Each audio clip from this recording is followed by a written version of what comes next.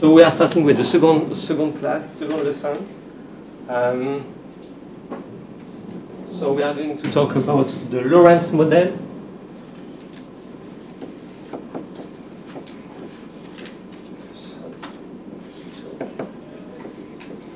Lorentz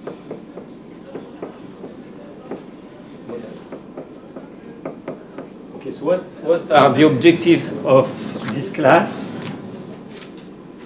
Okay, we start now to go deeper into the story, and we want to understand the interaction between light and matter. Okay, so we need to describe matter, so atoms, molecules, and we need to understand what is the effect of light on matter, and reciprocally what is the effect of the matter on light. Okay, we talked about that a little bit last time. Now we are going to go more into details to describe the physics here. And what I'd like to do here is to present to you a very simple model to describe the atoms, okay? What we call the Lorentz model, or the classical electron oscillator model. And you'll see that with very simple physics, we can capture most of what we are interested in to describe these light-matter interaction, okay? So in this course today, if I finish today, maybe next week or so, the week after or so, we are going just to explore the atomic structure in the first part, describe it, starting from the microscopic scale to the macroscopic scale, MI, MA, okay, microscopic to macroscopic scale. So going from one atom to many atoms. And once we are done with this description, I would like to present the effect of a driving field. So we have light coming inside the system. It forces the system to oscillate. And we'll see how this impact on the atoms, on the characteristics of the atomic structure. Okay? So, but we won't see the other part. The other part is how the atomic structure respond to the excited field. That we'll see in later classes. Okay. So let me start with this simple model. So this is called the classical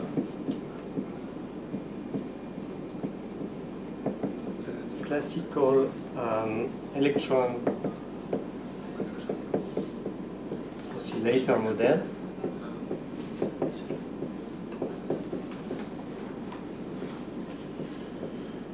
So to simplify, we call that CEO, classical electron oscillator. Okay. And so I will leave the line on this board.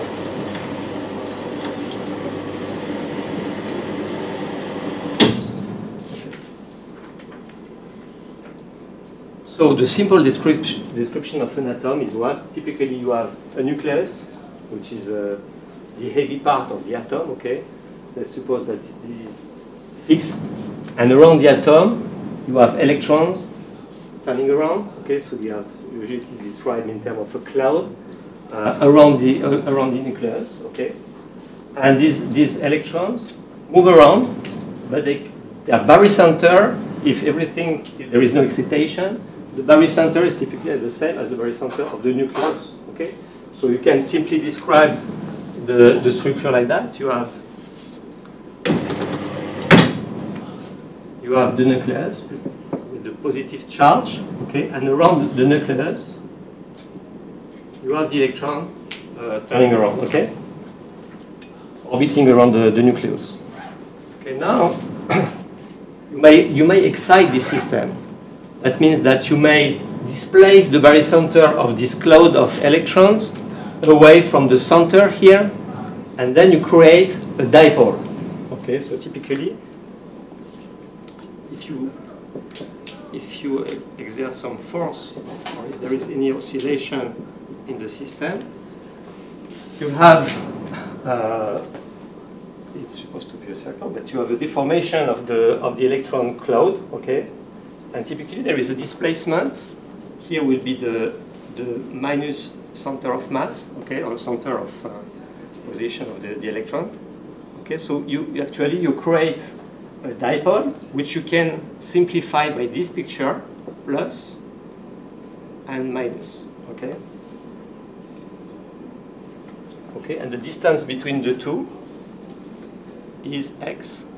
The displacement of this cloud relative to the nucleus. Okay, so this is very basic description of an atom. Okay, but that's enough. That's enough to start with. So we have a charged cloud. So we have a charged cloud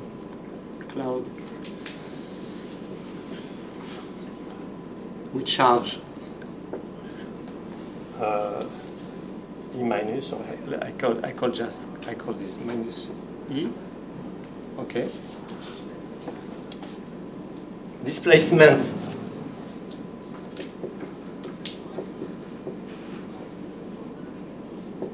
x. Okay, and this displacement can change over time, so it's a function of time. X of t. And x is different from 0 when you are out of equilibrium. Okay. Now what happened? Okay, we have a plus charge and a minus charge. So if you displaced the two one from each other, there is a force that will bring them back together. Okay, the electrostatic force. Okay, which is typically can be described like a spring minus k x of t. So this is a restoring force acting on the electronic cloud. Okay. So the image, the picture of a spring system, you can see that also as a potential around the nucleus. You have a potential which is in the form of kx squared of t. Okay.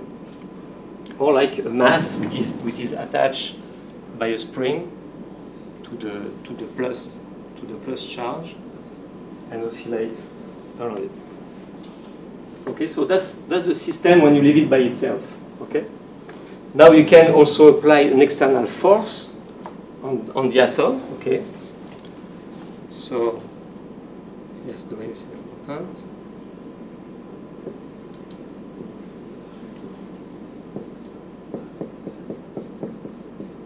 External force.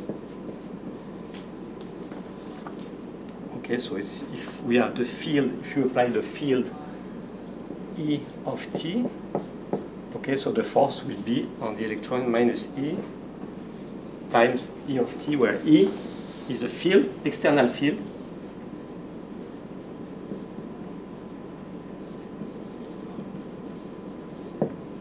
Okay, that we apply on the system. And again, E can vary with time. Okay, you can take a sine function, you can take whatever you want. You apply that to the system. And then from that, you can write an equation of motion. Okay, so equation of motion.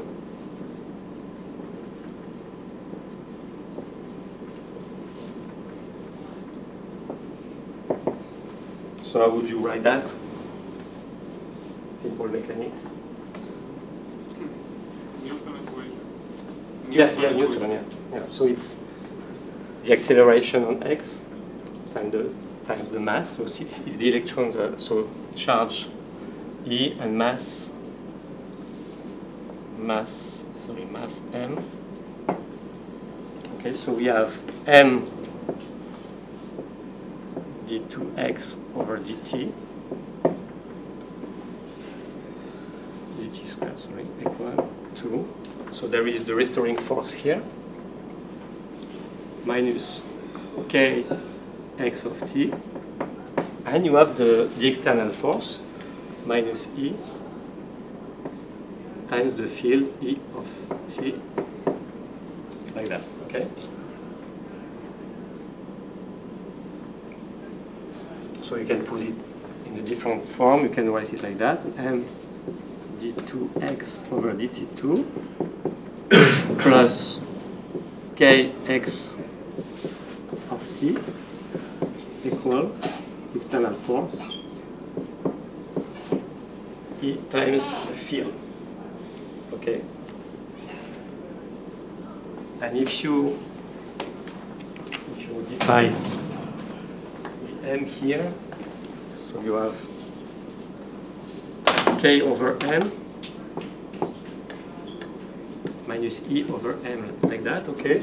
And typically this is the equation for an oscillator with a frequency of oscillation which is related to k over m. So we have the final equation will be d2x over dt2 plus omega a square x of t equal minus E over n times the field. Okay? Very simple, okay? That's not... that's very basic things. Okay, with omega a square equal to k over m. So this is the typical equation of oscillation of pendulum or spring mass system. Okay.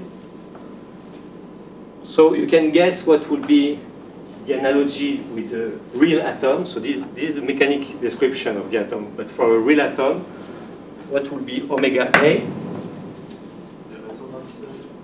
Yeah, the natural resonance frequency of the atom. Okay, that's what I call it omega a. So it's natural to write that omega a. Let's say we have an atom with two levels, a two-level atom. Okay, so we have, for instance, omega a, which will be omega 1, 2, which is E2 minus E1 over h bar, like we presented it last time. Okay, so here we make a simple analogy. We say, okay, the oscillator has a resonance frequency, and this resonance frequency, by analogy, should be related directly to the frequency, the resonance frequency of the atom, of the atomic transition. Okay. So if we have an atomic transition between level 1 and level 2. Okay. So now we can make it a little more complex. Usually, when you have a mass spring system, you also have what? You have also damping. Yes, it's not just simply an oscillating system forever. There is a damping term that we should add to have a more complete picture of the model. So we can introduce here.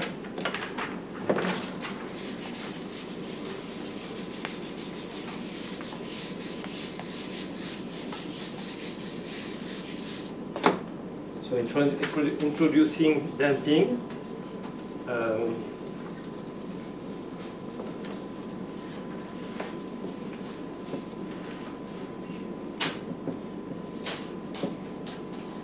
Damping. So this is just another term. This time, what type of derivative I have for the damping term that I'm going to add? Usually it's first order derivative. Yes. So we have d2x over dt2 dt square plus. So I will define gamma dx over dt plus omega a square x, and the external force minus E over m times E. Okay? So gamma, what is gamma? Gamma is the energy decay rate.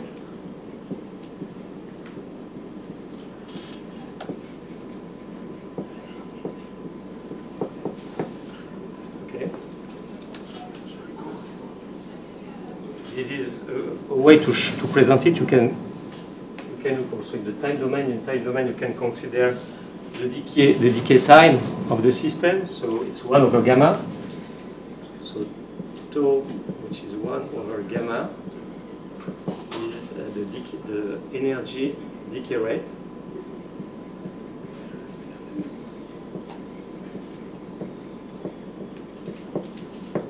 Okay. And you can solve this equation.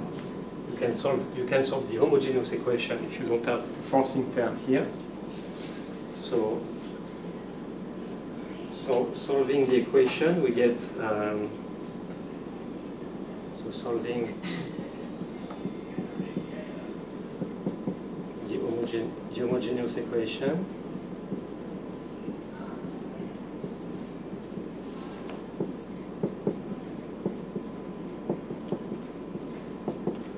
What do you get? So typically you get the following solution: x of t is equal to x at time t0 times exponential,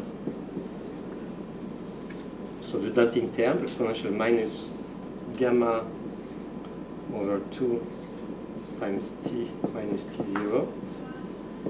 First exponential here, which is a decaying exponential because of the damping term, and exponential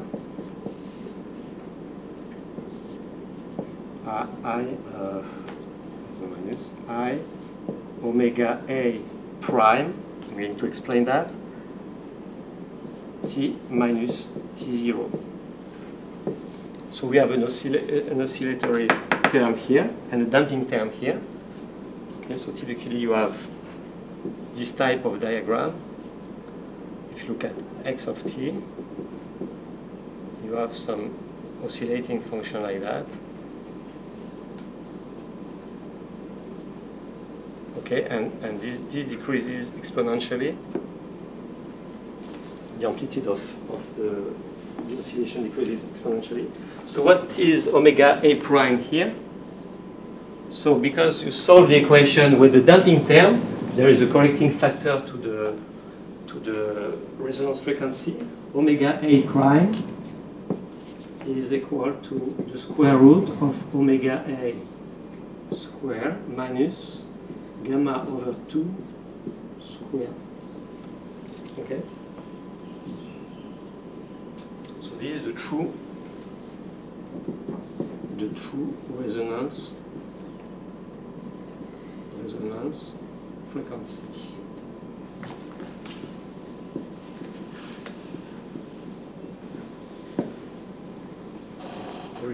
Very bad handwriting. Is it okay with the handwriting? Not very good. Okay, so what you see here is that the system is not oscillating anymore at the frequency omega a, which is the natural frequency of the oscillator, of the dipole, but there is a shift, a small shift due to the damping. Okay, when you add damping, you slightly shift the resonance frequency of your system, whatever the system you consider. Okay. So actually, in general, this term is quite small. Yes, question? Yes, the equation you just wrote resembles an equation we studied in relativity, in Lorentz transformation in terms of speed. Yeah, but you don't have to go so far. I mean, this is a very classic equation in mechanics or any oscillating system. In electronics, also you get this type of expression. And usually you have oscillation and damping. That's very important. Okay, I just wanted to ask if there is any relation with the relativity. As soon as you consider an oscillating system, whatever where you are, in which field you consider that, if you have oscillation and you have damping, so the source of loss of damping in the system, this the typical solution that you find. It's very, very general. Okay, so I'm not presenting you here anything new. It's very, very basic.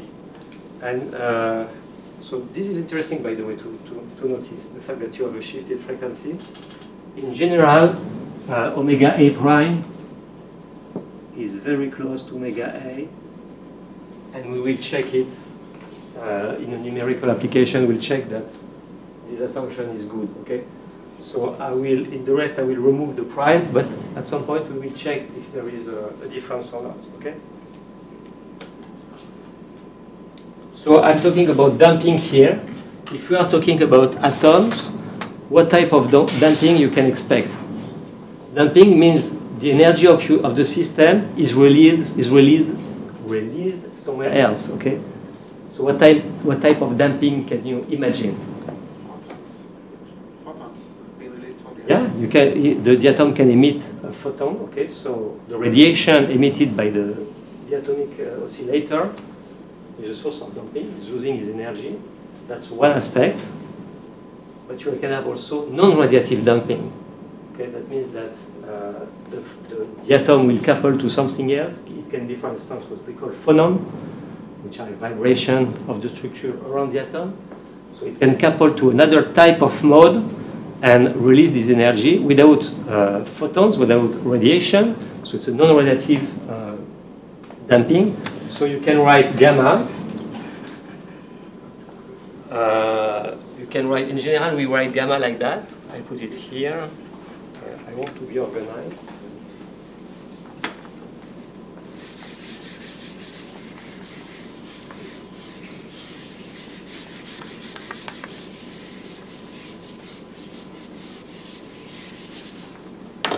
So gamma.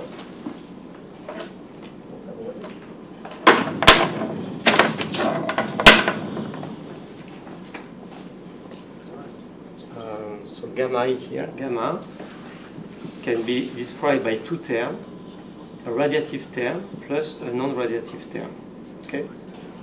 So that's the way usually we split the damping effect. Gamma R is radiative damping, this is non-radiative damping. What is the natural cause for the damping in the atom system?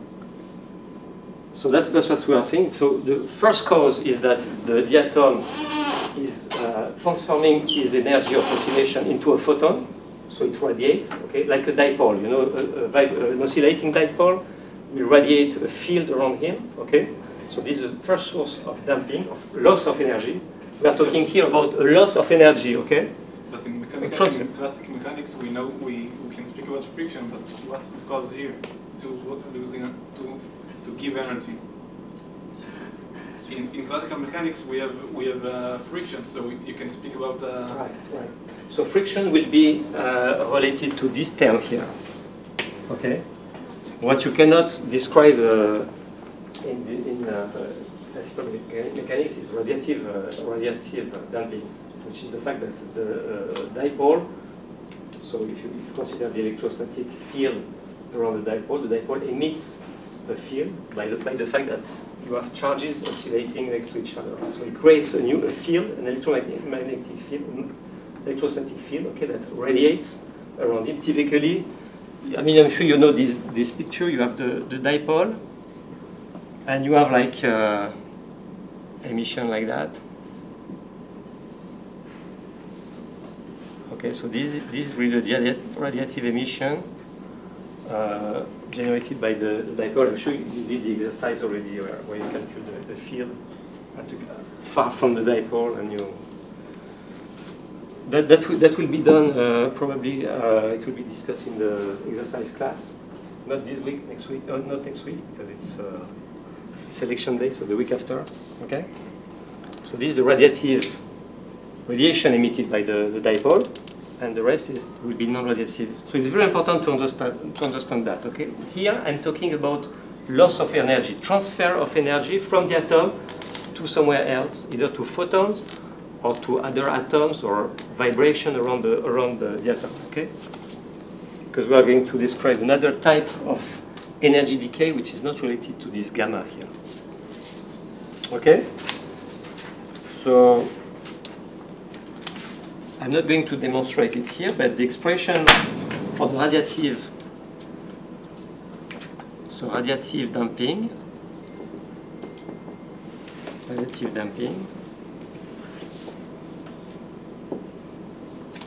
so gamma R writes like that, E squared, where E is the charge of the electrons, omega A, the frequency of oscillation, squared over 6 pi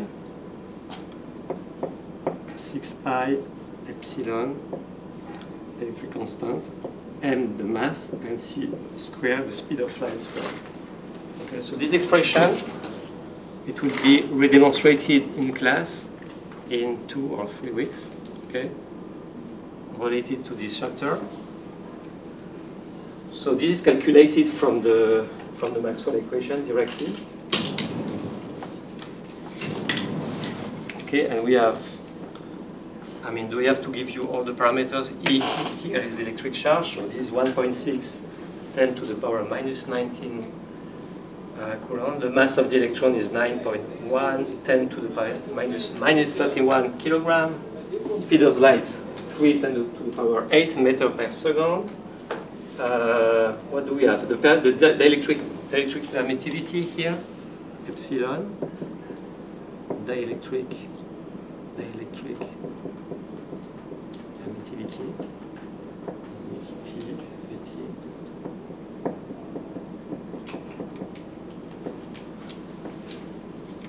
okay.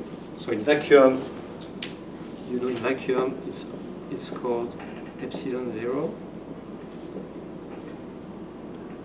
and this is typically 8.85 10 to the power minus 12 Faraday per meter. And if you are not in vacuum, so you have to consider the relative susceptibility. Relative susceptibility, sorry, permittivity.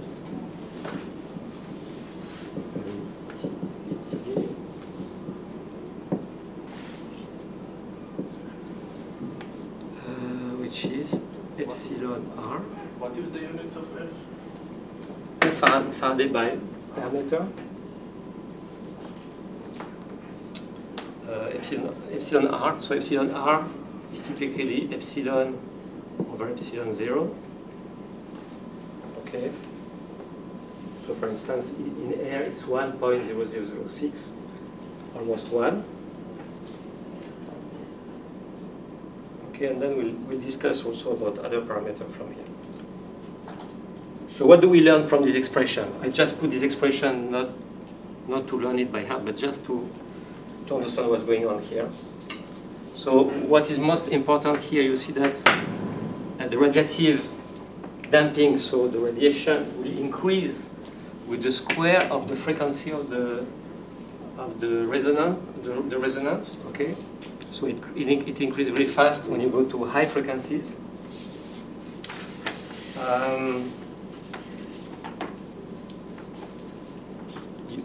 The resonance is including the damping effect? This one, omega A over here? Omega A here is yeah, the omega R depends on omega A. And it's included the damping over there? Right, so here I simplify. This omega A should be omega A prime, but I put omega A to simplify, okay, yes? So does it mean that if I'm using a very high frequency light when I'm trying to create a laser, does it mean that it will radiate more photons and the intensity would increase? Does it have any relation to that? It's not yet a laser. It's just fluorescence. Okay. Oh, okay. So you can imagine that for higher frequencies, so smaller wavelength, okay, the radiation is higher, the fluorescence will be higher, spontaneous emission will be stronger. Okay, because it's more energetic. It depends on what else. That's it. I mean, that is the most important thing. It decreases with the mass of the oscillating system. So yeah, that's important. The mass here, if you consider not an atom but a molecule which is more massive, okay, so it will reduce gamma R. Okay. Okay, so So no, that's what I wanted to do, by the way. I wanted to check that. Can we check this? So if you replace all the numbers, I give you directly the result. You get gamma radiative is about 10 to the power 8. Those are second minus 1. Second minus 1. Okay. And this is to be compared to omega A. Omega A in optics, this is about 10 to the power 15 to simplify. Okay. So that confirms. So if you put all the numbers that I mentioned here in this expression, you get a number which is much, much smaller than about 7 order of magnitude smaller than omega A. So this correction is indeed very small. Okay, so that's a safe assumption. Okay, up to here. So I go to the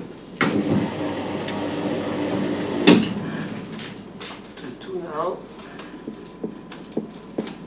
So let's go now from microscopic to macroscopic description. From microscopic to macroscopic description.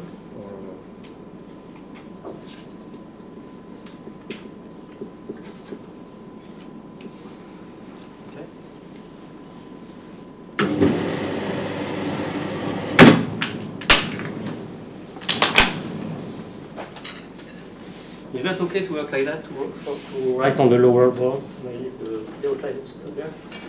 That's okay with you? No, you tell me if it's too fast, if I erase too fast, so I will have to switch.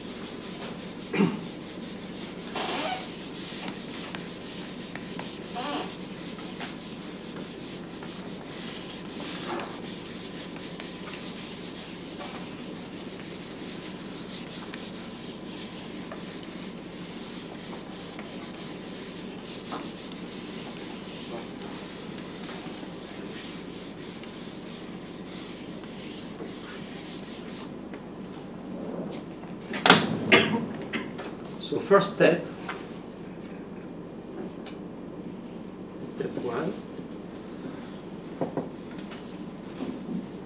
So we have an oscillator. Okay, so we can get, so it's a dipole. It works like a dipole. So the quantity to describe the dipole is called dipole moment. So this microscopic dipole moment, and I will call it mu.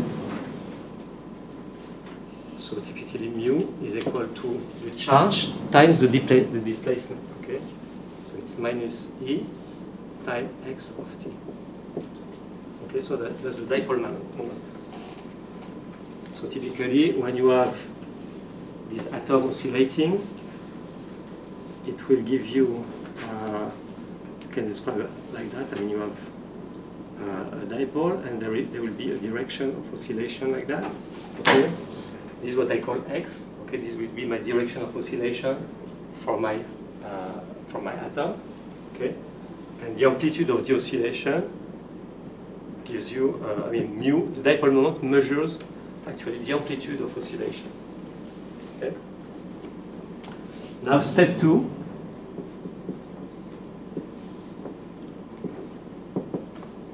Macroscopic polarization. Macroscopic electric polarization.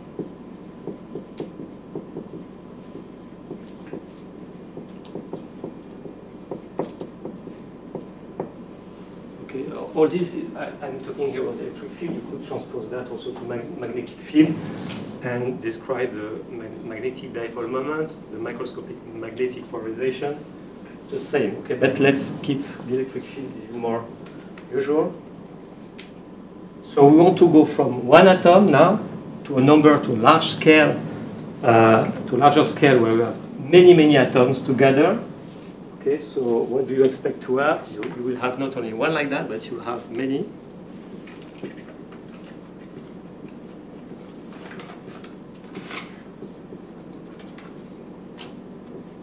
Okay.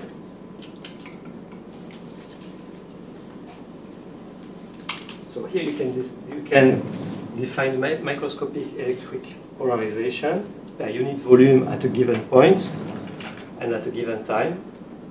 So it will be the sum of all these individual vectors. Okay, so actually you have to write it as a vector to keep track of the orientation, and you have to make a vectorial sum, and you get P. So this is the vector. I put an arrow on it. P of R and T, which is normalized by the volume, the sum over all the atoms. So n times the volume, from 1 to n times the volume, of the mu I of T. Okay? So n here, n is a density number, okay, the number of atoms per unit volumes, times the volume, and I sum over all their dipole moments, and I get a macroscopic quantity, which is the electric polarization. Okay? Question. Why is the sum going to n times v and not just n? It's just a matter of defining n. So n is a density number. Oh, so Density of atom. Okay. Density of atom. Oh, that's why you normalize it by 1. Yeah, and then you get the normalization. Okay. So you see What is V? V, the volume. So let's consider a volume V here. Okay, for a given volume, you have a number of atoms. Okay. So you can imagine that if all the atoms are completely randomly oriented, what do you get for P? 0. Yes. So a large number of atoms, it will be on average 0. But if they have some kind of orientation, okay, a preferential orientation, then P will not be 0 anymore, and it will have a given direction, which is the average direction of orientation for these dipoles, and some value, okay? So if the system has some given orientation, some global orientation like that, okay, we can call it X to simplify, and just remove the arrows here and write that P X at position R T is equal to 1 over V, sum from 1 to n V, mu I component X of mu, function of time. Okay, this is just a projection on the on the average direction of orientation of all the dipoles. Okay. So next I will not consider this X. Okay, you understand that I write P. P is a vector, and it is projected in the preferential direction of orientation, the average direction of orientation of all the dipoles. Okay. So that's step 2. So from here we can define the field. So we have step 3. We define the electric displacement.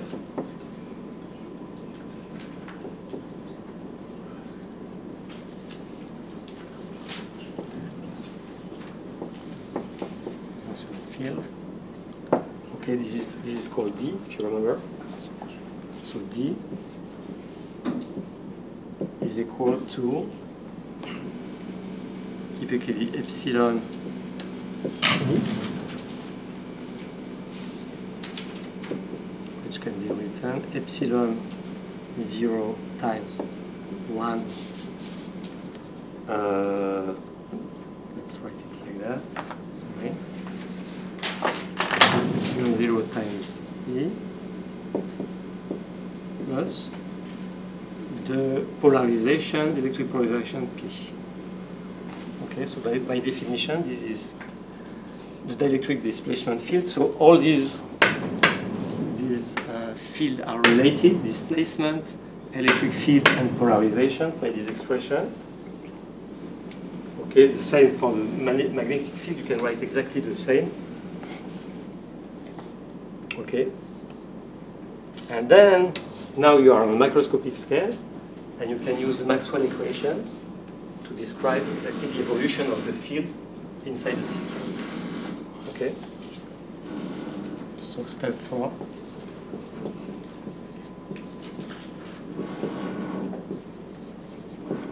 Maxwell equation.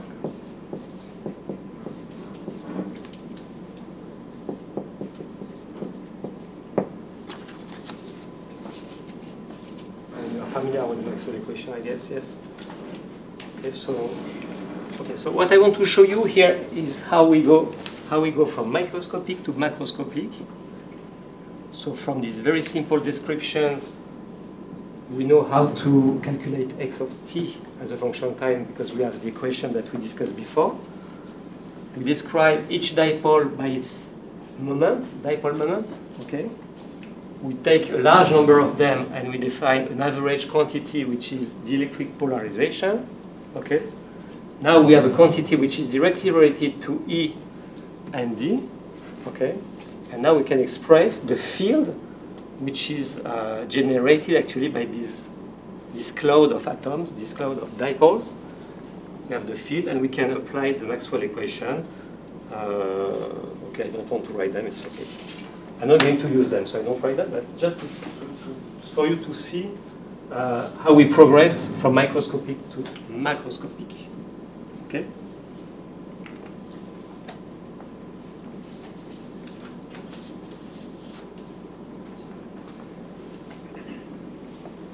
Any question? So I would like to show you now something very interesting, is that the fact that we are considering an ensemble of dipoles, it will introduce another damping factor that was not expected when you look only at one single oscillator. Okay? So what happens when we have many atoms like that? Any idea? Any suggestion? Exact, yes. We expect to have collision between the atoms, okay? Especially if you are in gas. So that will be number 3, paragraph number 3. Collisions,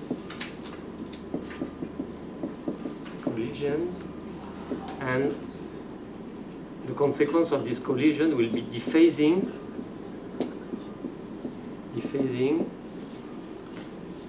processes or events.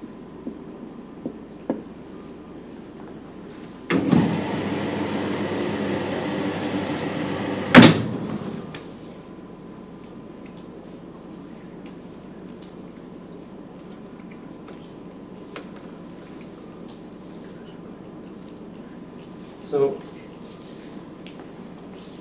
remember when can I erase here? It's okay. So I'm going to rewrite the solution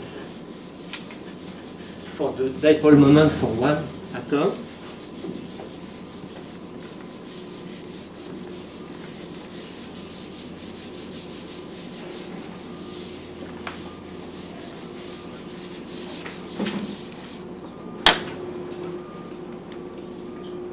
So if we start with the dipole oscillation, so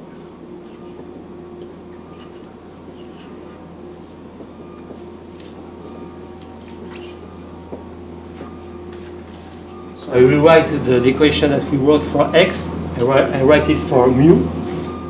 Remember, mu of t is minus e x of t. So I can write that d2 mu over dt. 2 plus gamma d mu over dt plus omega a square mu of t is equal to E squared, because there is minus E, so it's E squared over M times the E field E of t, okay? And we know the solution for that, mu of x,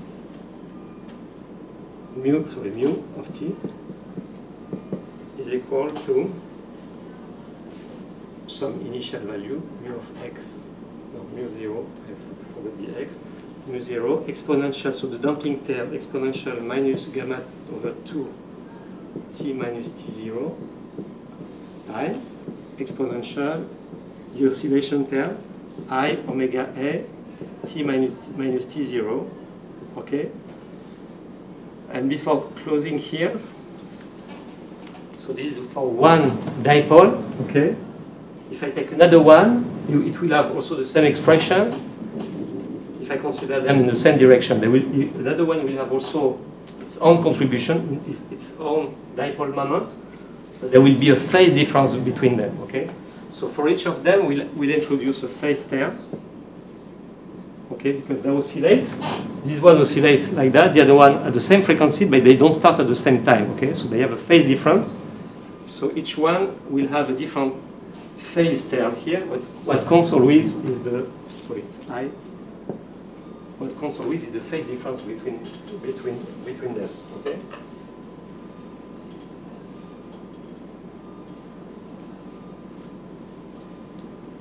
So still we are the microscopic scale. If we go to the macroscopic scale and we want to write the polarization, the macroscopic polarization, what will happen? So we are going to sum all these terms, okay, together. They oscillate at the same frequency, but they don't have necessarily the same phase, okay? So if they are all in phase, all together with the same phase, they will all add up constructively. Okay, there is no phase, there is no destructive interference between different oscillators. Okay, so there will be coherent oscillation if they are all in phase, but that's the ideal case.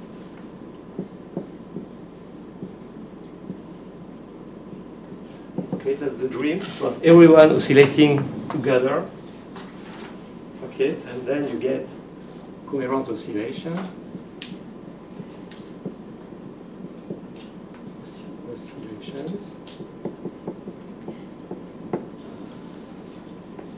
Okay, and then we can write the polarization. The polarization will write P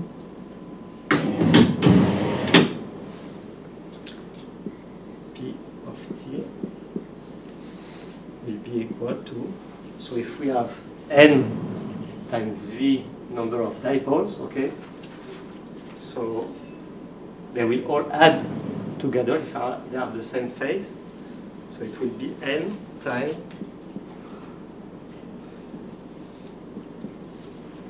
mu 0, and this expression, exponential minus gamma over 2t minus t0, and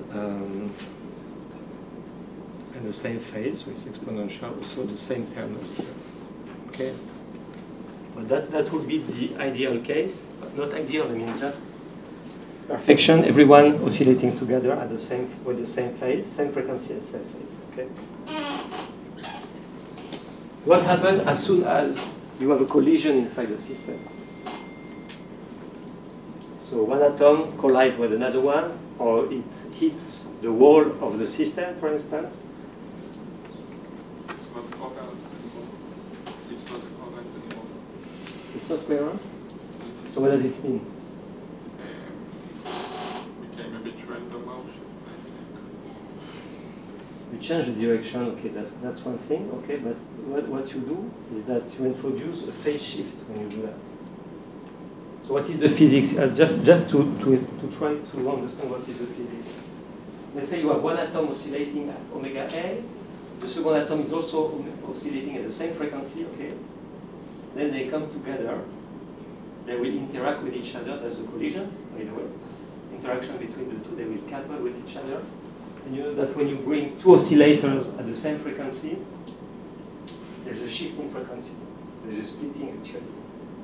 You get omega A plus or minus something, okay? You get a new frequency. So for a very short moment, okay, the time for for the two atoms to collide, there will be a change of their resonant frequency, and then they will move away from each other. They will recover their initial frequency. But during this time, this short time, okay, there is a change there that will introduce automatically a phase shift. Okay, let's assume that it doesn't change anything on the intensity of the oscillation of both. At least it will introduce a phase shift between them. Okay, so you go from each one go from omega A to omega A plus something, and then coming back to omega A. So it's like changing the frequency. When you change the frequency and you start over, you have some delay. You change the phase somehow. Okay, so that's just to feel the physics here. Okay. So when we have collision, if we have random collision,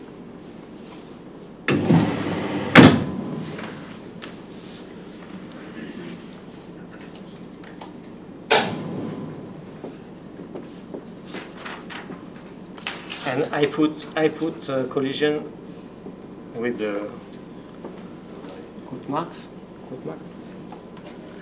Okay, because it's not only collision. It can be other type of effect.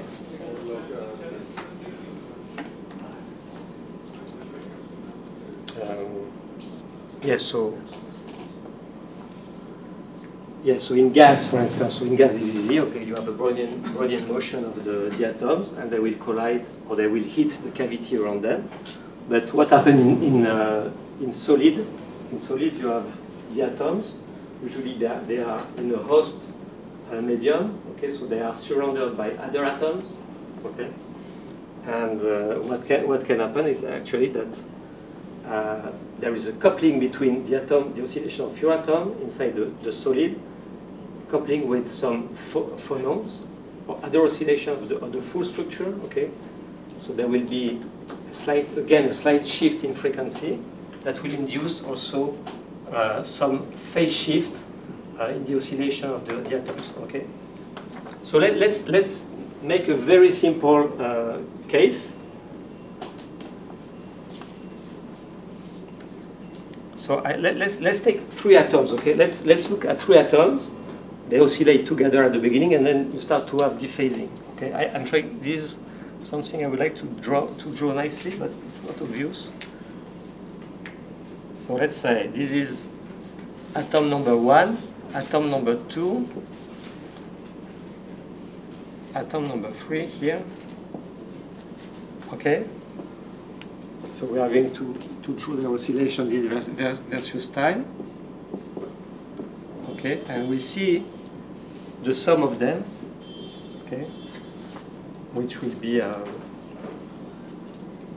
the sum. So at the beginning they are in phase. Okay, so let's start like that. Oscillation like that. Okay.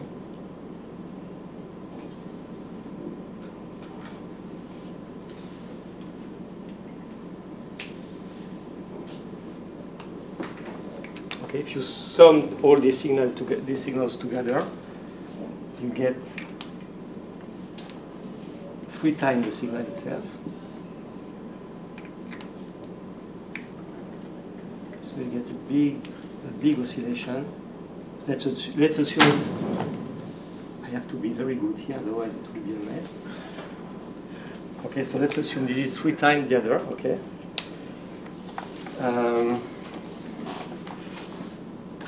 And at some point, let's say that this guy here had a collision event here. Collision event. So there is a change in the phase, dephasing. Let's say the collision is instantaneous. Okay. So let's say I start like that.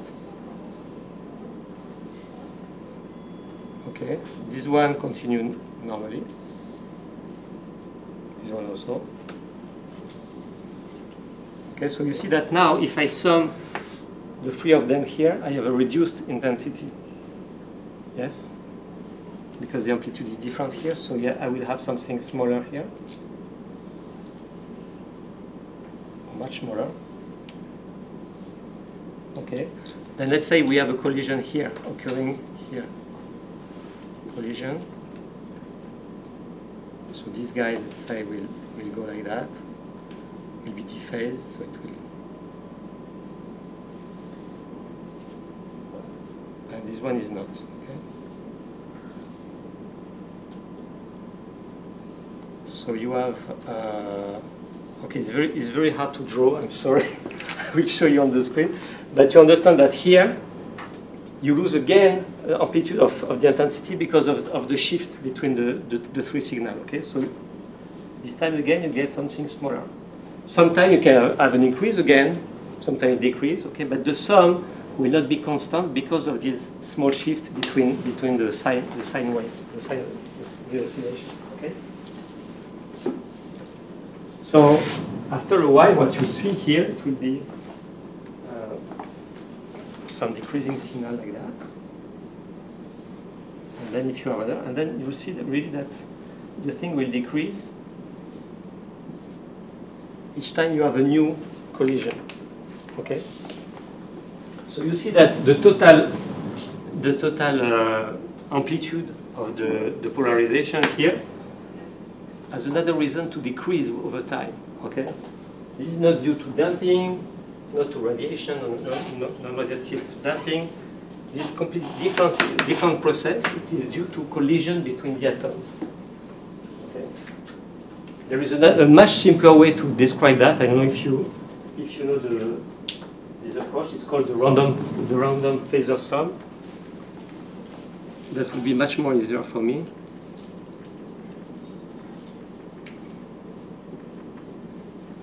Okay, when everyone is aligned like that, each field can be represented by a vector. Okay? So the first one is a vector like that. Okay, this is its amplitude, the amplitude of the oscillation, and this is its phase. Okay? So at the beginning, they are all in phase, so they add up coherently like that. The three of them. Okay? Then when you start to have a collision like that, what you get will be this diagram. So collision means change of phase for one of them. Okay. Okay, so the total field has changed now. The total field is like that. Okay. And next step, you have one more collision, and then you get this guy like that, this one like that, the other one still like that, okay? And the total, the sum will be this vector here, okay? I like this representation, you understand it? Yes? No? Each vector, small vector here, represent the oscillation that I show here. Yeah, I understand, but the amplitude is given by the length of the vector, and the phase, the relative phase between them is given by this phi. Okay. Actually, everything is turning at frequency omega a.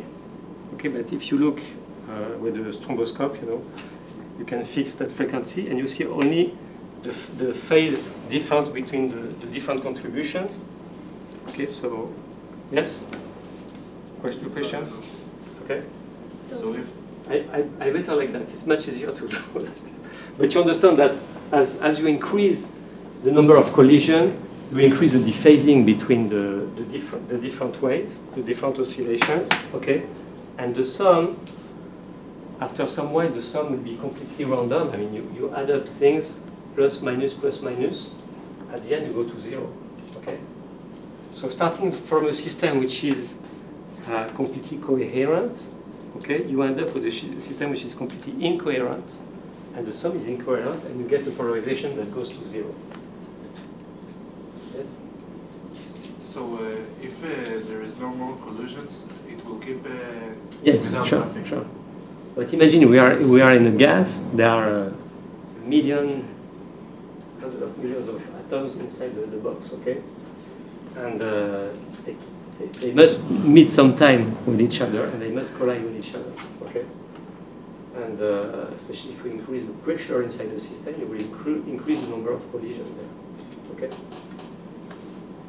So we need to describe this effect here. We need to introduce this effect in our equation. So when we go from microscopic to macroscopic here, we have a missing term here. We have to complete the description.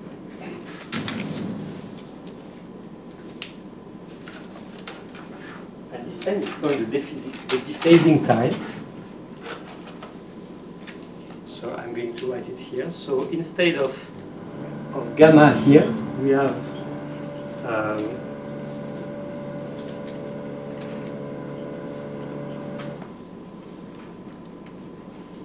let me write it here.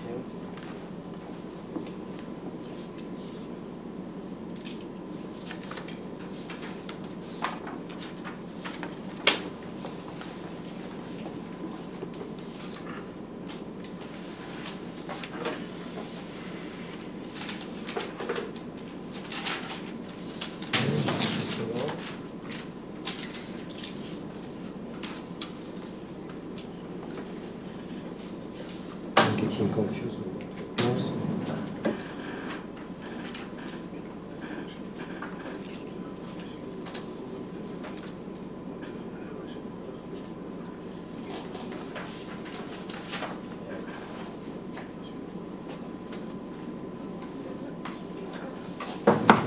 Okay, so that's my next.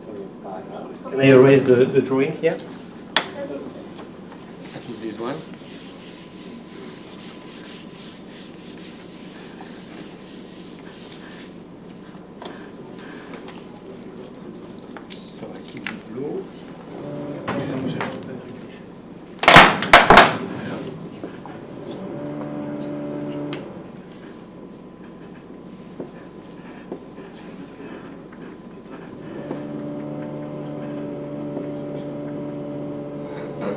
We must define a new time scale, which is the time scale over which the total polarization will decay. Okay. So if we starting from n0 atom, okay, n0 times v, I mean a volume v. So starting with n0 atom, n0 dipoles in phase.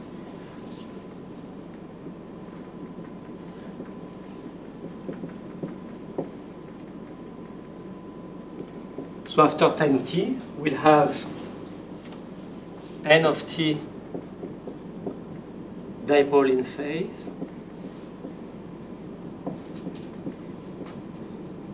Okay, and we'll have n0 minus n of t dipoles completely randomized.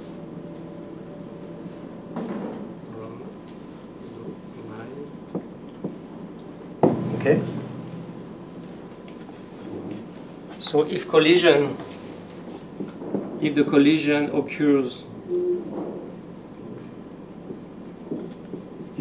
occurs at a rate gamma 2,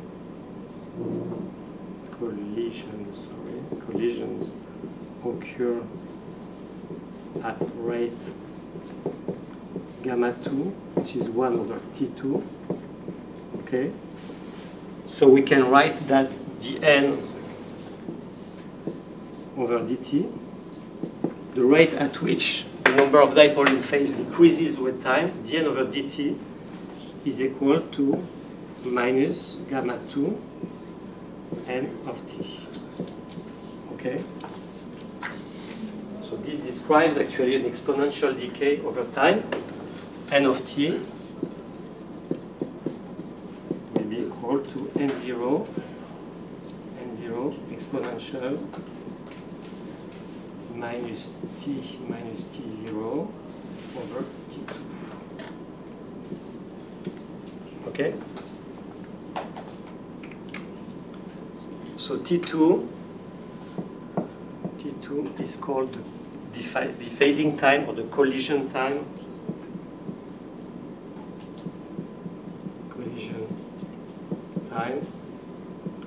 It's called also the dephasing time.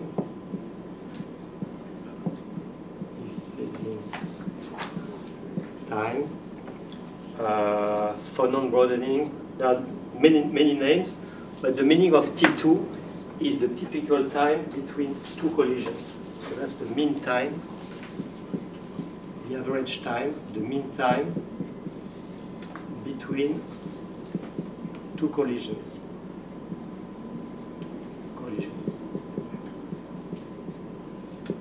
The dl over dt is how much collision appear at the same time? That's how much you lose, how many dipoles you lose over time because of collision. Okay, so n of t are the number of dipoles in phase, still in phase, okay? But as time increases, number of collision occur, okay? And you are losing those dipoles. And what about the new dipoles that appear? No, they are not new. They are not new. They are just not anymore in phase. Oh, okay. So the number of dipoles that remain in phase is n of t. N0 minus n of t are the dipoles that are not anymore in phase. Okay, they are randomized, meaning that they are not anymore in phase. That's the same. Okay, the same one. Yes. But after one atom collides twice or 3 times, it can be in phase again. Right, but the others also have changed their phases. Okay, so it's a completely random process. So randomly, the sun can grow back. Occasionally, it can grow back, but on average, everything will decay with time. We are talking about large numbers. Okay, if you look at each collision, sometimes you can regain some phase ordering and then lose it again. But on average, everything will decay because everything will be at the end out of phase, completely out of phase. Okay? So that's a natural process of relaxation, actually. And it's an exponential relaxation that you describe here. I think there was a question last week about that. Why it is this type of equation, okay? So that's something to keep in mind. When you use this type of description, that means that you look at the rate of decay is proportional to the number itself, to the function itself, and the factor here is a constant. Okay, it means that there is no memory of the past. Okay, each time at each time t, I'm looking at what I have in my box. Okay, I have n of t, and I'm losing from this n of t minus gamma 2 nt. Okay, but I'm not looking in the past. There is no memory of the past. So any process which is memoryless, no memory of the past, is usually described by an exponential decay like that. Okay. So it's now this is true. Just to finish, this is true. Actually, if you consider instantaneous collision between the atoms. Okay. If it takes time, if it's like a slow process, okay, you lose. It's not anymore like that. You have to take into account all the history, all the transients of the event of the collision. Okay, so this is much more complicated. But if you look at the instantaneous collision, you don't look at what happened in between. This is the description. So this is, just keep that in mind. This is really memoryless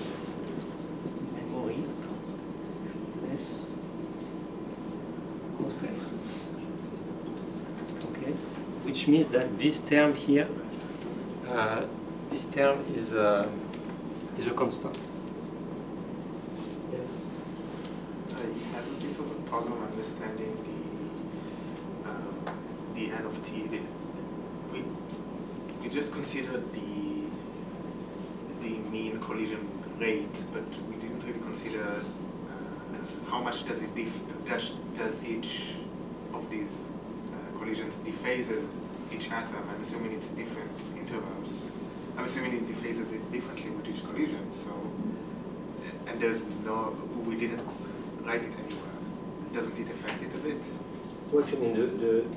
Every time the degree of dephasing at each time of your collision? Yeah, because I'm assuming that each collision dephases the atom differently. Right. Sure, that's true. So and this is because it's different. If you assume that it's completely uniform process, a white noise, I mean, you just introduce randomly a phase shift, which is a number of whatever, okay? So this is a completely random process. Yes, And statistically, actually, what you obtain is that you are losing phase relation between them at this rate. This is the rate at which you. So everything, I mean, the detail that you are asking for are embedded in this term here. Okay. So if the collisions are very weak and there is a very small effect, then this number will be very small. Okay. So it's with there. This model is also good for a crystal. For a solid. Yeah. So this is for a gas, but you can also consider collision in a solid. So it's not collision. It's interaction between the atoms, the vibration of the atoms, and the vibration of the system itself, the crystal itself. Because if we have a magnet, over time it's... We have what? Magnet. Magnet, yes. Yeah. So over time it's keep having a magnetic field. It doesn't decrease, even though there is an interaction. Yeah, there is a magnetic moment which is permanent. It depends on the type of magnet. But if it's a permanent magnet, yes, it keeps it. I'm sure that there is a very, very slow decay. I'm sure that the gamma is very small, but there is a randomization process.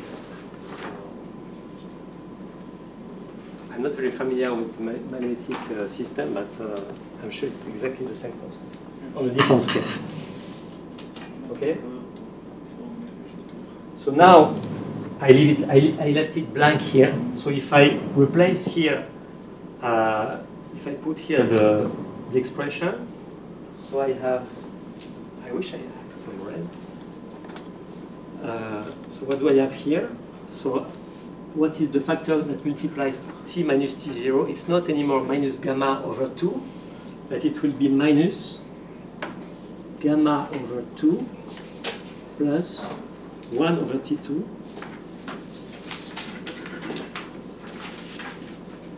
times t minus t0. Okay, and here there is no change.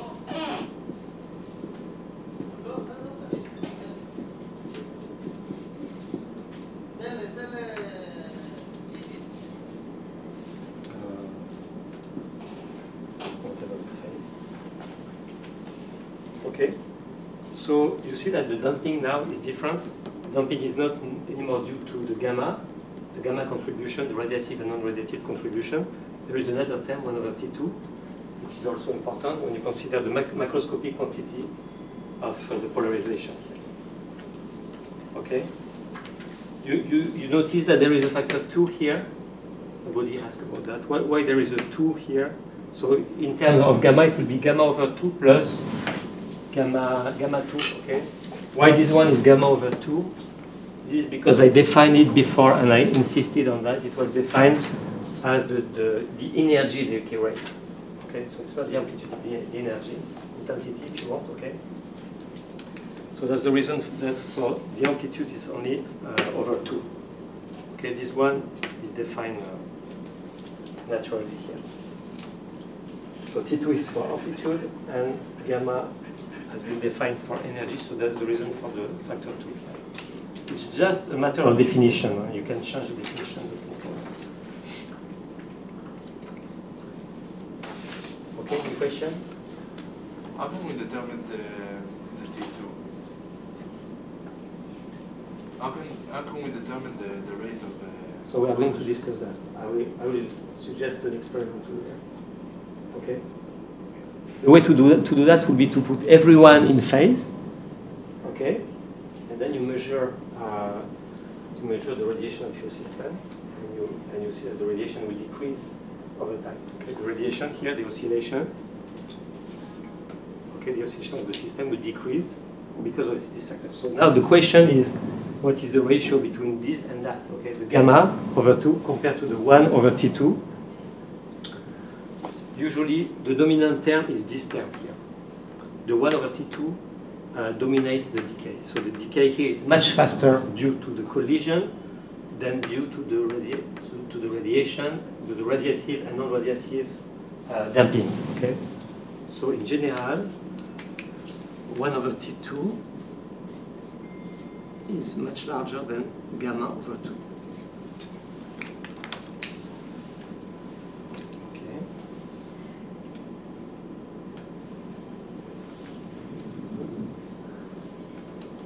question? We can make a break now if you like. Any question here on this part? So I think it's clear, no? I try to make it very step by step, very clear. We start from the dipole moment, okay? We introduce all the parameters, which is the natural frequency of oscillation of the dipole, the damping factor, which is important because this dipole oscillates, radiates, and also interacts with the environment and loses energy, okay? But then when you consider an ensemble of dipoles, many dipoles in a given volume, okay, they will add up to form a macroscopic quantity, which is the polarization, the electric polarization, okay?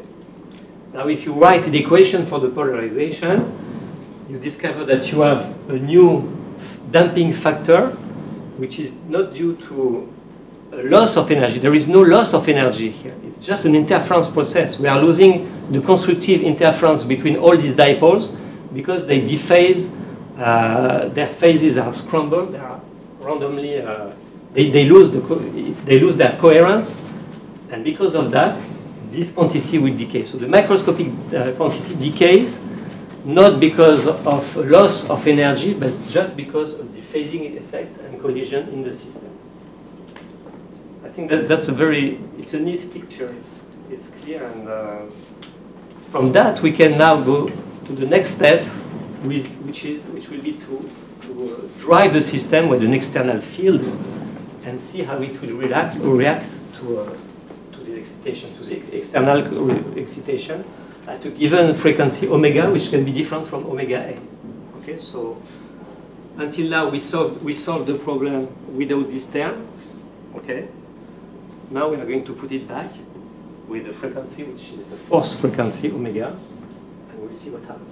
Okay, so now we discussed before how our system is losing actually energy. We can lose energy by transfer of energy to another system, or I can lose energy just because of this interference process, this random phases process.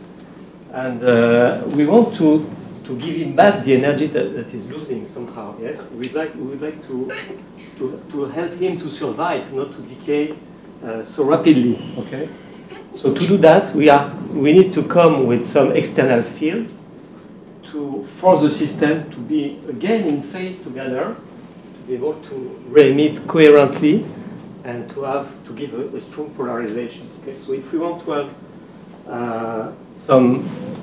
if we want to give back the coherence to the system, we need to force the system with an external field in order to reactivate it. Okay, so now we are going to discuss that. What happens if we if we bring into the system an external field, and what is the impact on the system? So to describe that, we need to find the transfer function, which gives you a transfer from the external field into the polarization of your system. Okay, the polarization that we describe is the function that describes the system, the atomic system. Okay, when the electric field comes inside the system, it has to transfer, to interact with this polarization, and that's described by what is called the susceptibility. So I'm sure that you already heard of this term, the atomic susceptibility. So that's what I'm going to explain now. And this is paragraph 4, atomic susceptibility.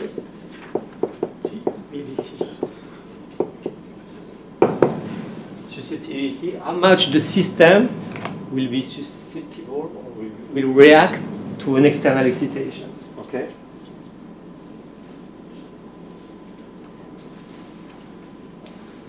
So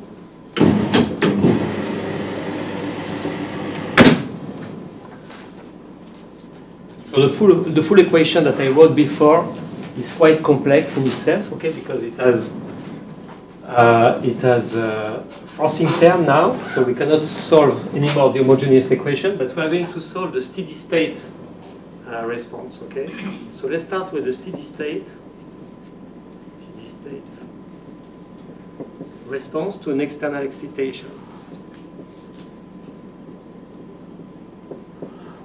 To field E.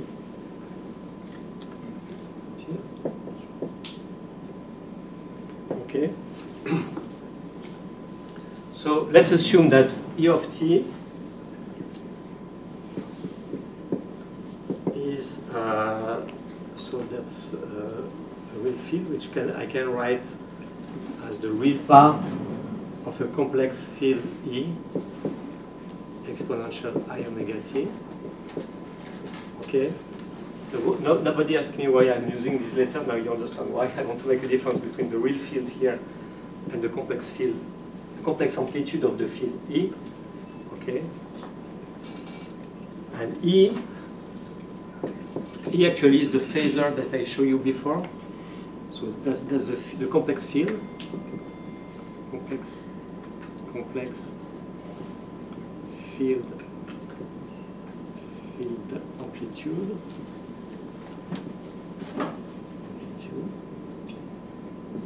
Or it's the phasor, the phasor that the complex, yeah, the phasor.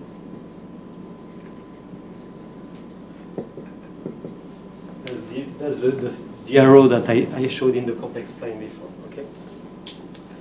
But you know, I mean, this is very, very simple. You're familiar with that. So we have we have the equation for the polarization, dp over dt2 plus. So now we have gamma plus 2 over t2 dp plus omega a squared p of t is equal to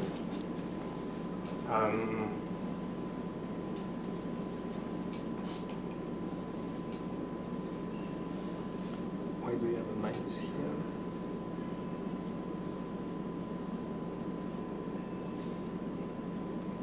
I have a minus. I'm not sure if it's. I always hesitate about this minus. The reason for this minus epsilon of t.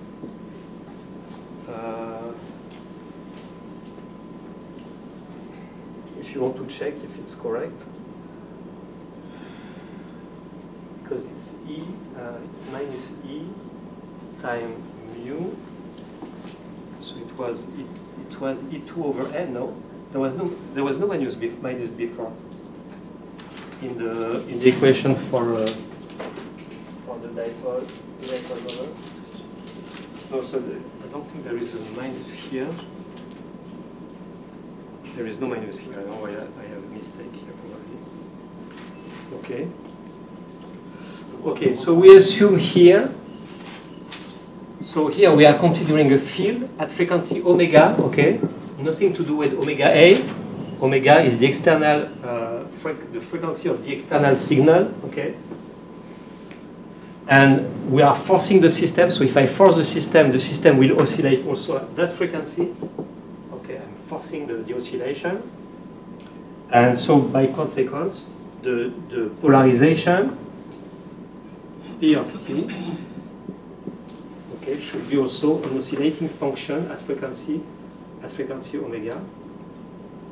So P of t is equal to P, or is the real part of P, exponential E omega t. Okay? So same thing as the field is E times exponential I omega t, P of t will be also a complex polarization times the oscillating term at frequency omega, not omega A, okay? So if I inject this into the equation, I obtain the characteristic equation, which is minus omega 2 double derivative here, okay, minus omega 2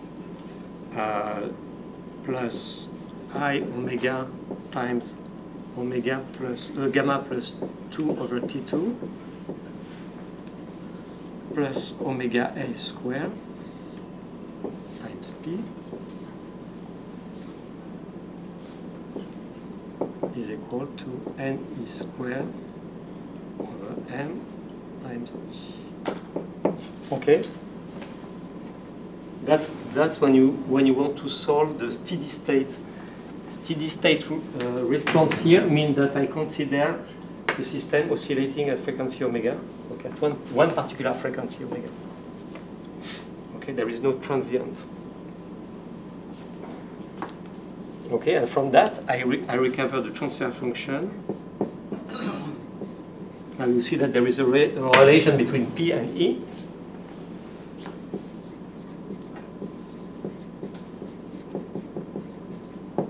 Transfer function P.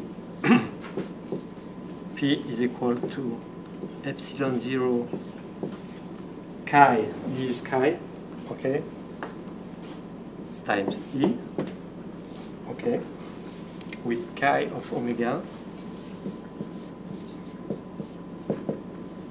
is equal to P over epsilon 0 E, and is equal to N E squared over M times 1 over omega A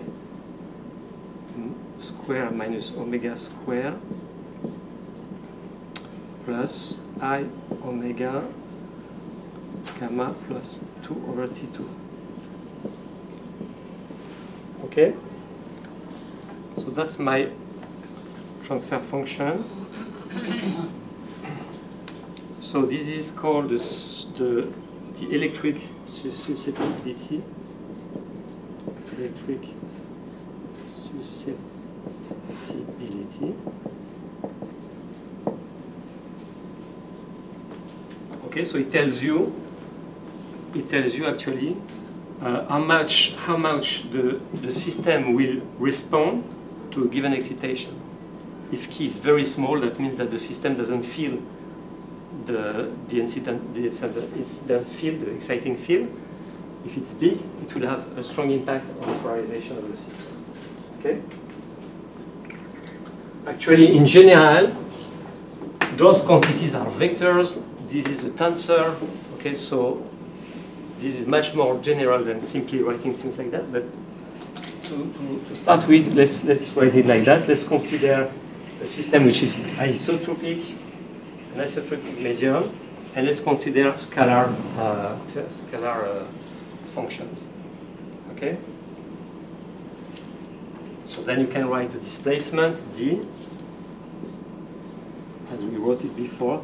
D is equal to epsilon 0 E plus P, which is equal to epsilon 0 times 1 plus chi times E. Okay? And this is called, all this is epsilon, and this is the dielectric constant, as I said before, dielectric constant.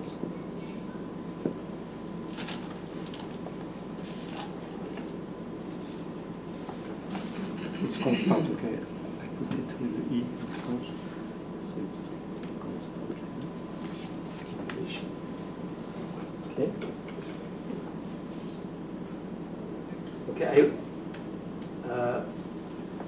okay, there is an interesting discussion if you look in the course on the model, but I don't want to go into that, about what is really excited in the system. Usually, either you have a gas with atoms that you want to excite, okay, so we are considering the polarization of these excited atoms, or you have a solid, usually you have a host, which is like, for instance, glass, okay, and in the glass you replace a few atoms by atoms which we provide for gain, for the transition, for the optical transition, okay?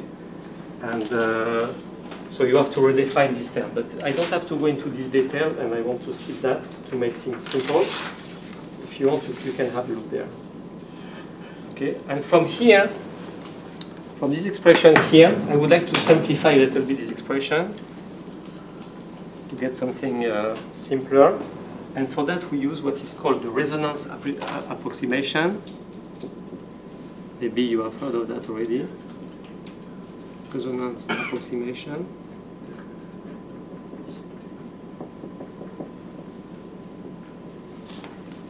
yes, which is that, okay, I'm exciting a system with the field E at frequency omega, okay? You can imagine that if omega is very far from the omega A, from the resonance of the atoms, it will have no effect in the system, okay? It's like talking Chinese to Israelis or something. It's not the same language, so there is no reason that the external field has any effect on the system. So if we want to have some effect by applying an external field, we need to have omega close to omega A, okay? We cannot be far apart from it. So let's assume like that close to resonance,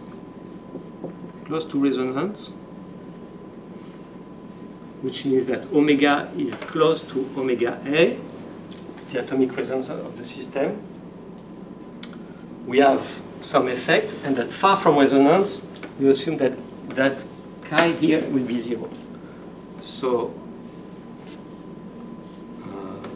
let's say chi non-zero, and far from resonance, chi is equal to 0. Okay, and we will check that at the end if this is true or not. Okay. So if I assume that I'm either in that position or that position here, I can rewrite this expression, omega A square minus omega square. Okay, so how do I do that? Omega square minus omega A, the other way wrong, it's the same. Okay, omega A square is equal to what? To omega minus omega A times omega plus omega A. Okay? So if omega and omega A are about the same value, okay, I can simplify that and call that 2 omega A. So this simplifies into 2 omega A, omega minus omega A. Okay?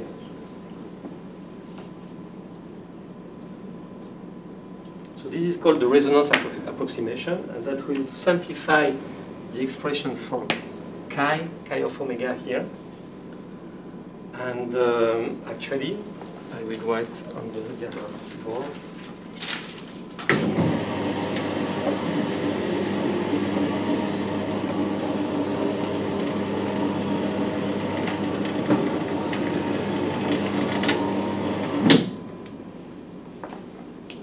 So I can rewrite, you can rewrite here chi of omega with this approximation. So you have 2 omega A times the difference of omega here.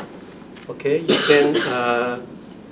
can replace omega also here by omega A. Okay, so you end up with something like that. K of omega is equal to minus I n E squared over n omega A epsilon delta omega A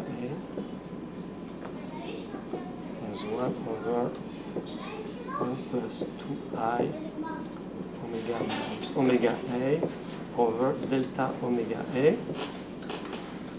So this is the, I skipped the calculation, but this is very easy to show that is equivalent using this approximation, and delta omega A is defined like that. Actually, this is the line width of the transition, is gamma plus 2 over T2. Okay? So this is the expression for the susceptibility, the electric susceptibility here. The minus I comes from the fact that I put it in factor here. Delta omega is put in factor 2, and omega A also is put in factor. Okay, so I can rewrite this function chi of omega in a simple, very simple way. I can write it minus I k0 double prime 1 over 1 plus I delta x. So let's write it delta x like that. Okay, and I have delta x equal to I just suppose that delta x is 2 omega minus omega a over delta omega a. And k0 double prime is the constant term here, which is n e2 over m omega a epsilon delta omega a. Okay, I just pose this constant to have a very simple form here that we can discuss. Easy to discuss here.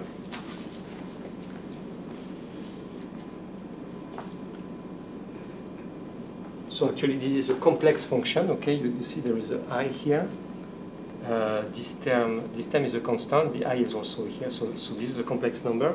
So I can decompose it in two terms, a real part and an imaginary part, which I call chi prime of omega plus chi second of omega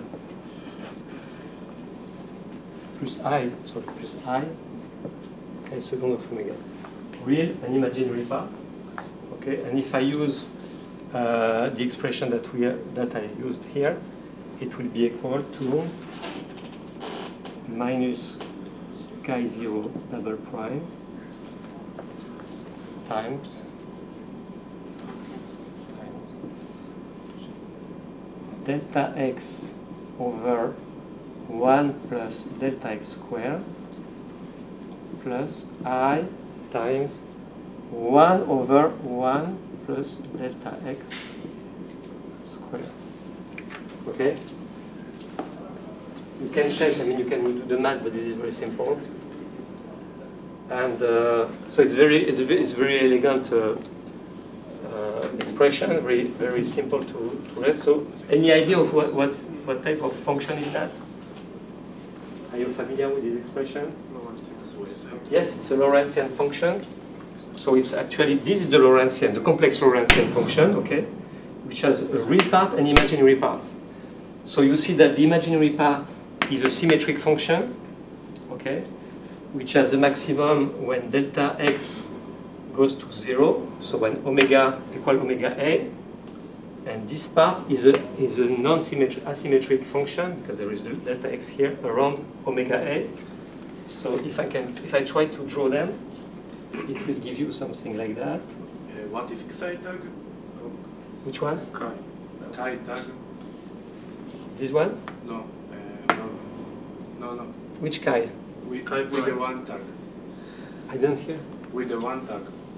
Ah, this one? The one Ah, prime. this one. This is just to make a difference between the real part and imaginary part. It's not derivative, okay? It's real part and imaginary part. But it's true that okay. Let's say more. So if this is the 0 here, so the imaginary part looks like that. I'd like to have colors.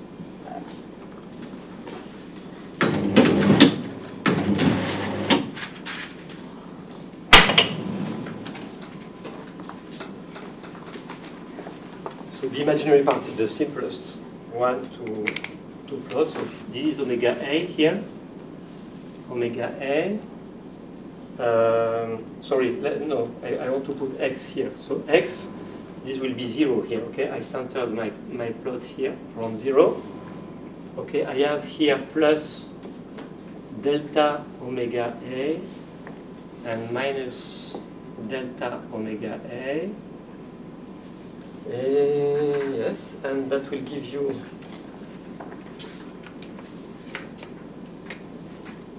a line shape like that. The maximum around 0. That's for the imaginary part. This is chi second of omega. Okay. And the other one is a little more complicated to draw.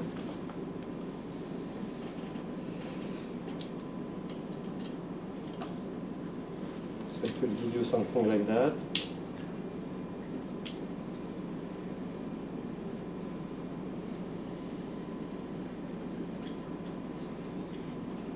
Okay, and this is chi prime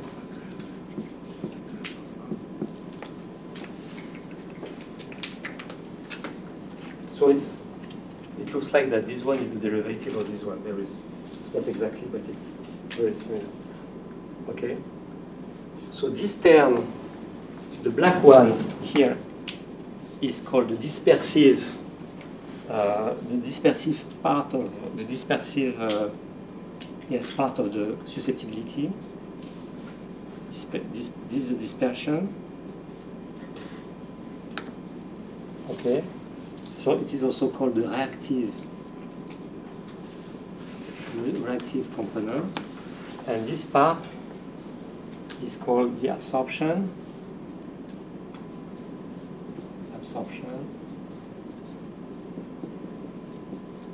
It can be the gain also for us. Negative absorption is gain, okay. And it's called the resistive component. Okay. So here you have 0. The 0 is here. 0 is here. Okay, here you have the maximum here and the minimum here. Okay. And if I was a good drawer, this will be exactly here at the same level. The width of this plot here, of this curve here, at half maximum is exactly 2 times delta omega A. Okay? So it's not the case for me, but so if you do it better than I, the height, so this is called the full height, sorry, the full half width, full width at half maximum. FW HM, yes? Full width at half maximum. No. Full width at half maximum, yeah? That's correct. Okay, so this is 2 delta omega L. Okay? So that's the line width. This is exactly the line width. The line width of the transition.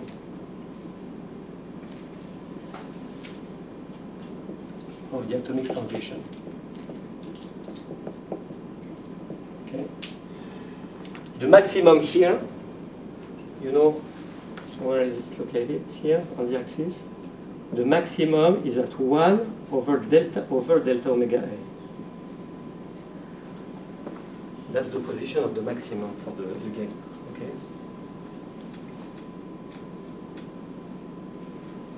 So you understand what we are drawing here. Okay, we are drawing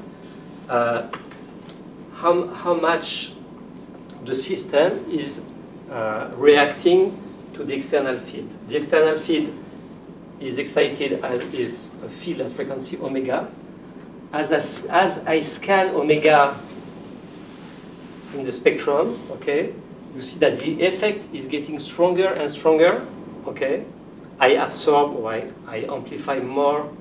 Let's say I absorb more and more the field inside the system. Okay, there is a maximum here which corresponds to omega equal omega A. So when I am exactly at resonance, when my external field is at resonance with my system, this is where I have the strongest impact on the system. That sounds logical. But if I get away from this central value, the effect goes rapidly to 0. So this is the assumption that I made over there. When I'm close to resonance, I have a strong effect. So chi is different from 0. But away from there, I go rapidly to 0. So the approximation that I used is valid. I mean, we should put numbers to test it, but you clearly see that it's a rapidly decaying function, so it's a valid approximation. Okay.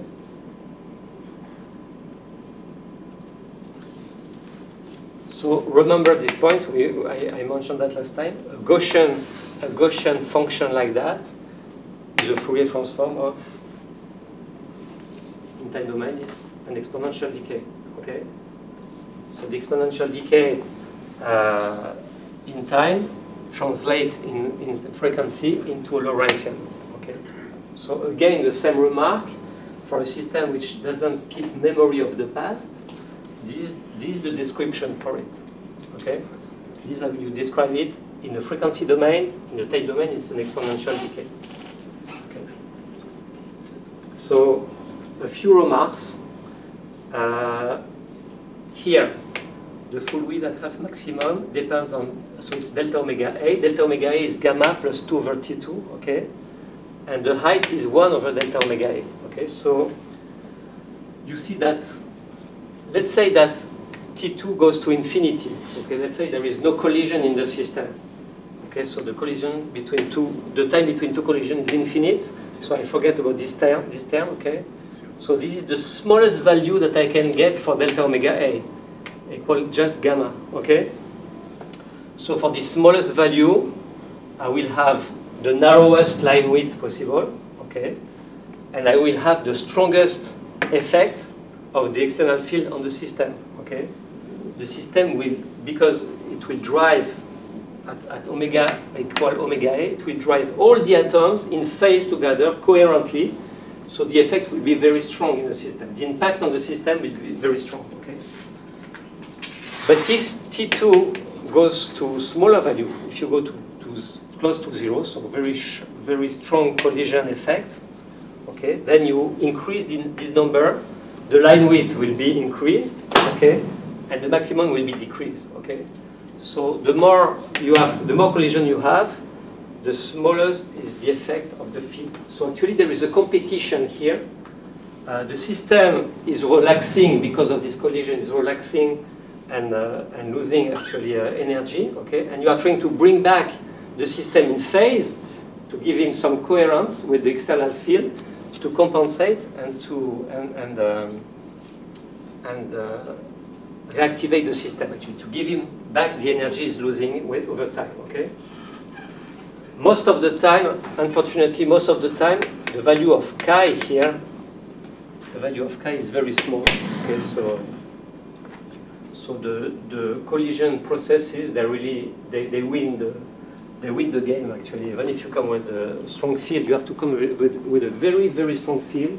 Usually we use very short pulses with a high energy, and this is the only way that you can restore some energy inside the system. But most of the time, because it is very small, the external field cannot actually compensate for the losses due to collision. Okay, so that's what I wrote here. Most lasers, the applied field only struggles to impose a small amount of phase ordering in the system, but not much. Okay. So in the course, I give some numbers, but I don't want to go into it because most of the time, indeed, T2 here is much larger than tau. Is much it's much smaller than tau, so it's much faster. The collision, the decay due to collision is much faster than the decay due to damping. Okay. So I just want to finish this part, so it's clear. I mean, yeah, question. Yes, you wrote chi on the hertz. So yes, chi. Very to say chi. Okay. Chi in the Greek. So it says that the chi, the electric susceptibility. No, here. Yes. No, here this is x. This this is delta x. This is delta x. So delta x is in terms of frequency. The difference omega minus omega. So this is frequency axis. Okay. Okay. And so just it is recentered around omega A.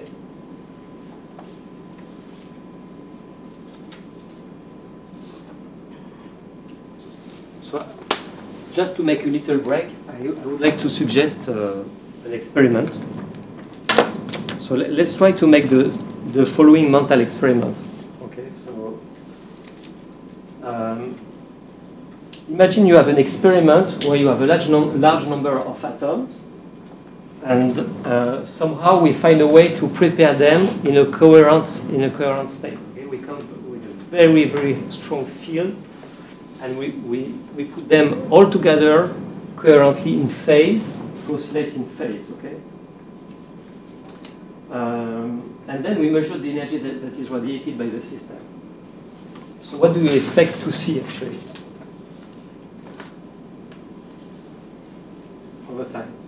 So you put your detector, you measure what is radiated by the system, which is proportional to the polarization. Okay, what do you expect to see? Decay. Decay, okay, so it's going to decay. But what will be the time constant of this decay? T2. Yeah, this is T2, okay, exactly. So as I said, T2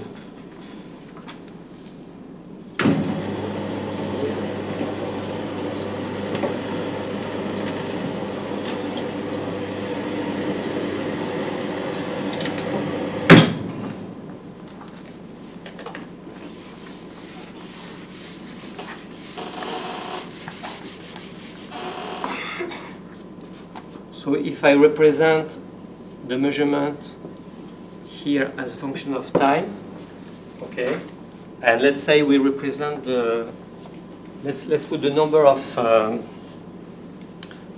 atoms which are in phase, n of t, you remember, n of t, as a function of time, and I will put that on the semi-log scale, so I put actually the log of n of t, okay, so you start with everyone in phase, so you start with some value n0, or log of n0, okay?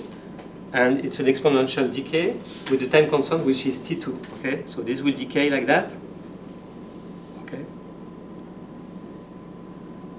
That's what you expect to see, and that's actually the decay of the coherent radiation. Coherent radiation, okay? And then when you'll get almost a very small number of n of t, what will happen? What will you see? Still you have atoms in the system, okay? And they have radiative damping also, okay? The small gamma, okay? So what you expect to measure is another source of radiation. This is the radiation due to damping. And this will give you, so you will reach a value of n of t, which will be very small, a small number of coherent atoms, and what you will see, the rest will be actually incoherent atoms that will decay, but this time with a much smaller rate. So the rate here is 2 tau, gamma over 2, so it's 2 tau, yes, and this is T2. I should keep the same curves. Decay rate T2 here. Okay, so you see what happened here? Here on what side? So this is not the same axis, by the way, because this represents the decay of atoms which are not anymore in phase. Okay, so I should add another axis here. This is more the log of emission due to random atoms. So I call that spontaneous emission. Okay, so get to the second case. So you see this experiment.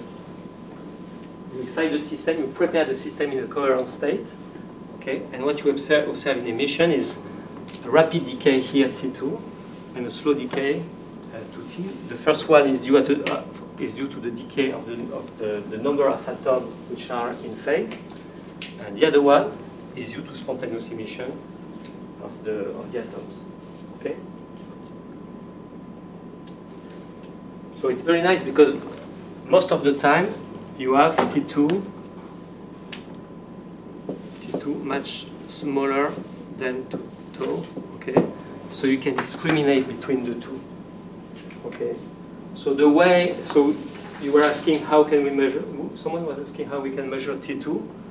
So in an experiment like that, what you do is you excite your system very close to its resonant frequency, so with a laser, with a strong pulse laser at the resonant frequency of your system. So the system will be put in phase, and you measure the decay. You see this decay here.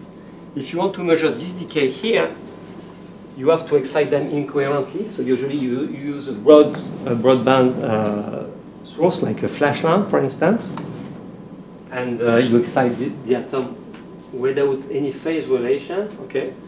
And then you will see rather this decay here. Okay, so two different types of experiments that are actually used, okay, to be able to measure these two parameters. So just what I want to tell you here is that we are trying to write the equation with parameters that we can actually measure. Okay, we want to be able to do something with this equation, not just writing equation for the beauty of it. We want to be able to use them. Okay. So just to give you some example, to say something about laser today. So, for instance, for the ND-YAG laser, so those who are in the who are doing the lab with me, they know what is the ND-YAG laser. Maybe I have some.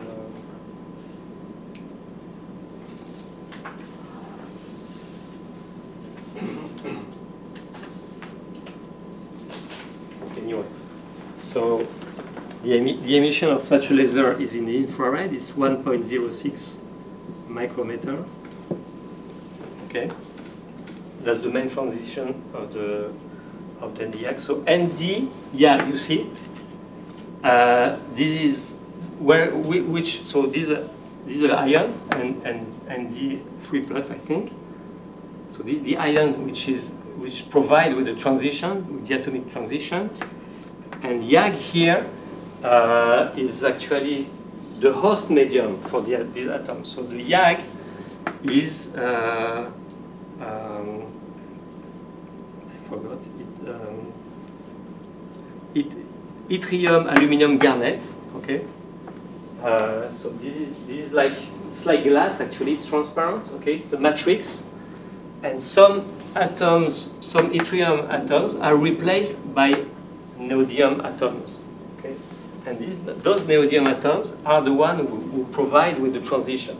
So actually, the density is not very high. Okay, there are a few atoms of neodymium replacing the yttrium, and the neodymium has the main transition at 1.06. Okay, and the lifetime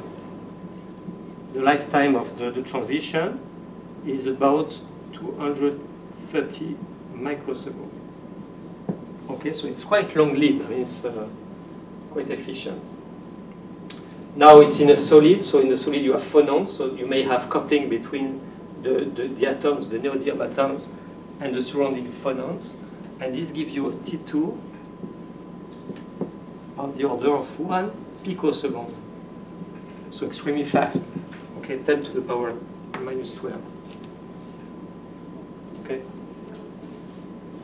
So actually, this is too fast to be measured. You cannot do the experiment as suggested. This is very fast. This, in principle, you cannot measure that. Another example, a gas. I didn't put which gas it is. But typically, in a gas laser, like helium neon, for instance, then you have delta omega A, which is about 1 megahertz. Omega A, and T2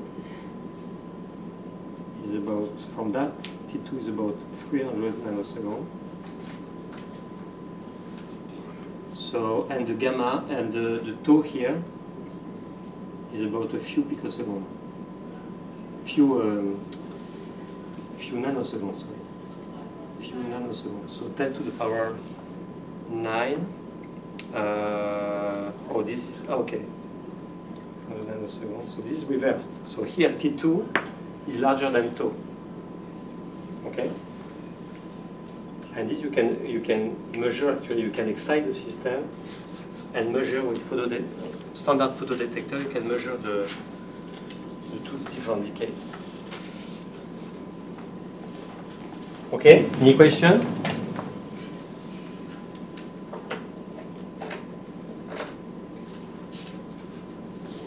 tired? No, there is a lot of material, but I try to simplify things so you can really. I hope you can appreciate the physics behind all that. I try to give you some examples to feel better what happens. So just remember here now we are exciting the system at frequency omega with the field E omega, okay?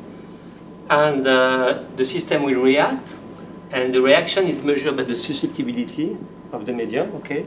Which transfer which actually connect the field, the external field, to the polarization of the system, okay? And this is the typical function that you get. It's a Lorentzian shape, okay? And that's it. So with these two parameters, the line width and the height here, which correspond to 2 delta omega A and 1 over delta omega A.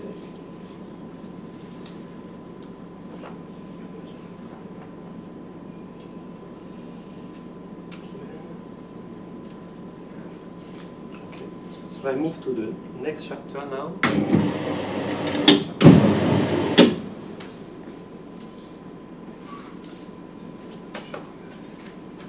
So as I was discussing before, it's not only about physics and learning about the model here, it's also about learning about the methodology in physics.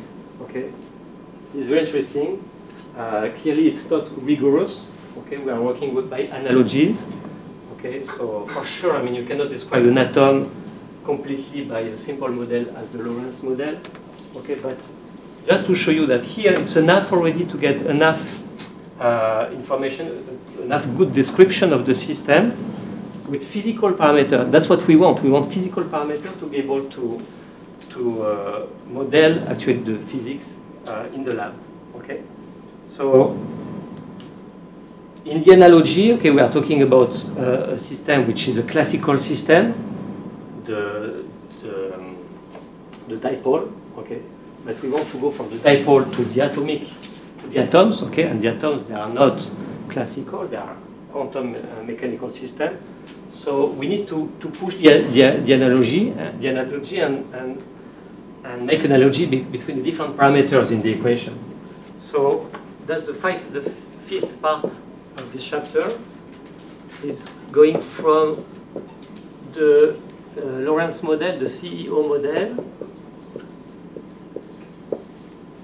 to the quantum mechanical model. Quantum mechanical model. So this is not this is quite heuristic. It's not rigorous.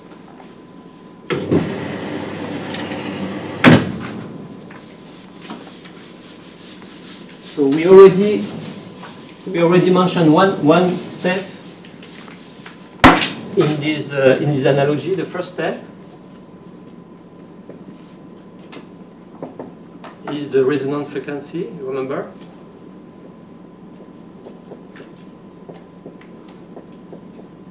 So we wrote that the frequency oscillation, the resonant frequency oscillation of the dipole omega A is equal to the transition, the atomic transition, if you have two levels, omega 1, 2. Okay. Omega 1, 2 is E2 minus E1 over H bar. Okay, so that's the first step. Okay, so this is already the first way to transfer the model into our system. Step 2. This is about the classical. This is about the decay, classical decay, or the damping, classical decay. Okay, so we have on one side we have gamma radiative. You remember we wrote the expression for it. It's E2 omega A squared over 6 pi epsilon m c squared. Okay, we did not demonstrate it, but it will be demonstrated in the table. And on the other side, we have chi0 double prime equal NE2 over M omega A epsilon delta omega A. So this is the epsilon 0 here, this constant term here. Okay? So you see that they have terms in common. So actually we can substitute. We can remove. We don't want. I mean, yeah, we don't want the charge here, the mass. We want to remove. Okay. So we can use these two terms. This is something we can measure, and this is something we want. So from this we get chi0 double prime is equal to 3 over 4 pi squared and lambda A squared, sorry, power 3 gamma radiative over delta omega A. Okay. That's one, that's two. Okay, so I just replace the term we don't want. We don't want a mass. We don't want the charge. I replace them by using this expression into this one, and I get this expression now. Okay, so this is nice because everything can be measured. I can measure the line width here. I can measure gamma radiative, as we discussed before. So now I have a constant here that can be measured, except this term. So what can we do with n? So this is step number 3.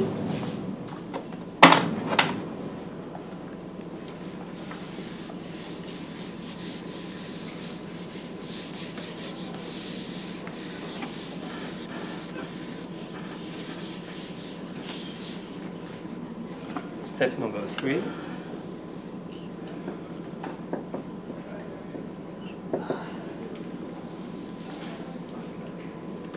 So now we want to introduce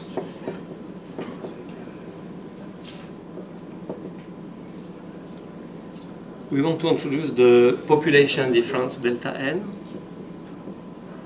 The population difference delta n. Okay. So how do we do that? Here we have n. We would like to have delta n.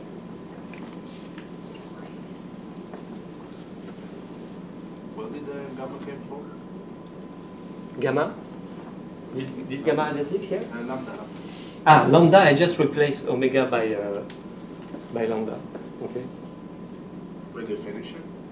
K, huh? By definition? Yeah, K is 2 pi, so 2 pi over lambda A is omega A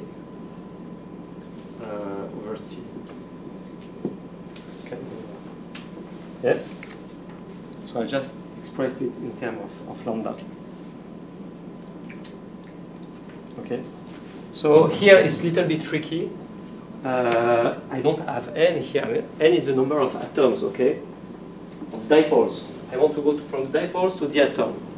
Okay, and in the atom I have also the number of atoms, but more important is delta n, the number of atoms in level 1 minus the number of atoms in level 2. Okay, so this is n1 minus n2. Okay, so let's see. In a system, in a classical system of dipoles, n dipoles, what they will do? Okay, you come with your energy. This n dipole will take the energy, will absorb the energy that you bring into the system. Okay, so this n atom will absorb the energy. Okay, that's for the classical system for the dipoles. Okay, if I look at an atomic structure, you remember what we saw last week.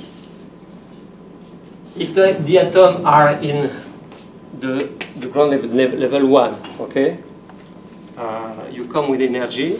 Indeed, it will also absorb the energy. Okay, it will take the energy to excite the system into level N2. Okay, but the atoms that are in level N2, they don't absorb anything. On the contrary, they will re-emit light. Okay, there will be stimulated emission there. Okay, so this is exactly the opposite effect of what we have here. Okay, so this is a simple argument.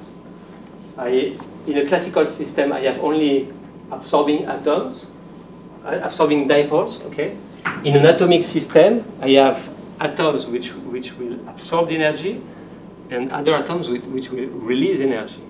So it's a kind of negative absorption.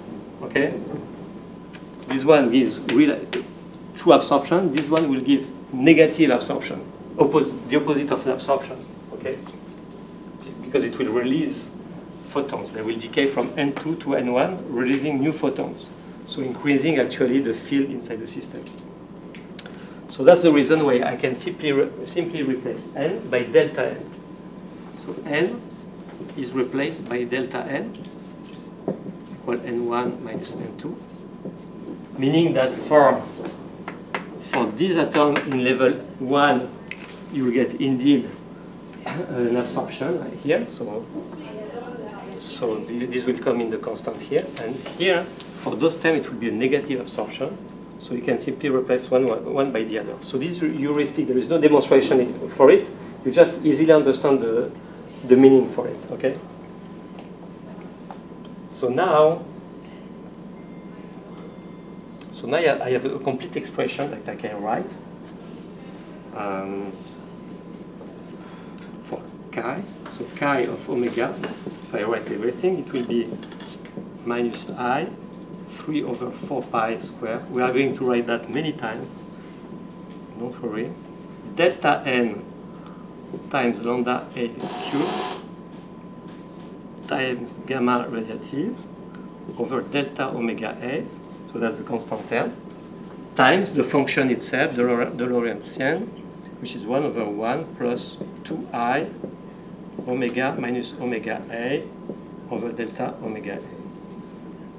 Okay? So that's the expression for the susceptibility. And now this expression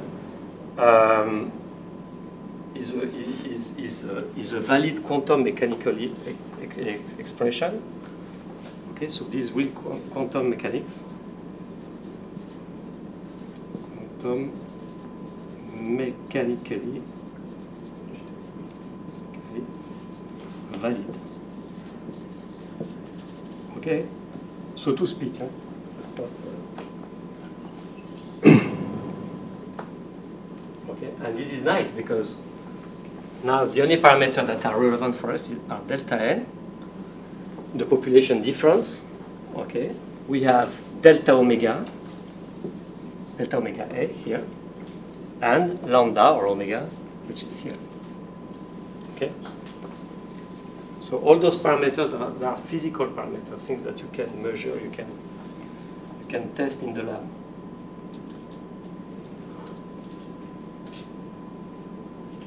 And then from that you can write the full equation for the polarization, and you get also an equation which is also quantum mechanically valid. So I can write it here. There is only one difference here, which is very important, that I forget to write, is that in that case here, n is the number of atoms. This is fixed, okay? We are not losing atoms. Okay, but here, n1 and n2 depends on time, okay? The number of atoms in level 1 will change over time. If they absorb energy, they will go to level 2. So this one will change also. So delta n is a time-dependent function. Delta n here depends on time. Okay. So if I write the equation, the full equation for the polarization, which I will call, so that's the final. I will call that the quantum polarization.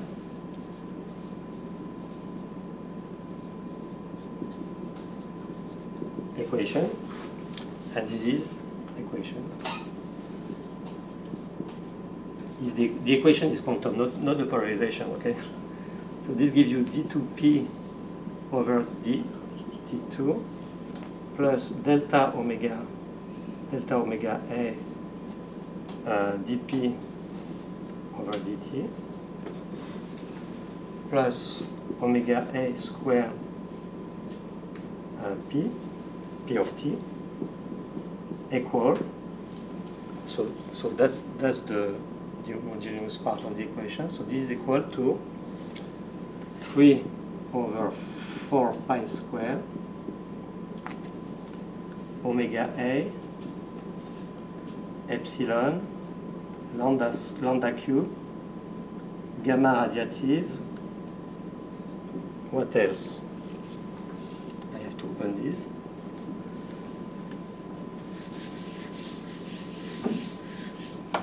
Then we have delta n which depends on t, okay, and epsilon, and the E field E of t here, okay.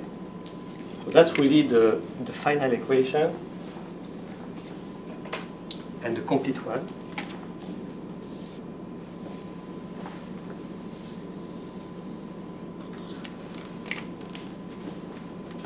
So this is a very complex equation. Okay, this is something that you can solve numerically, but you see that it's a nonlinear equation. Now we have this term which depends on time. Okay, it's not a constant term anymore. So this is a very complex problem. You have the polarization, which is a function of time, the field, but the number of the population difference delta n, which is also dependent on time. Okay.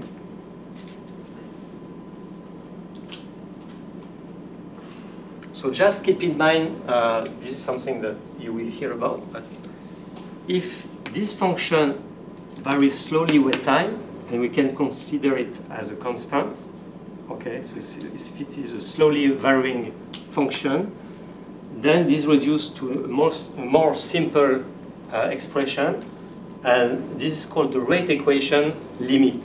The rate equation limit is when you can ignore this variation in the equation.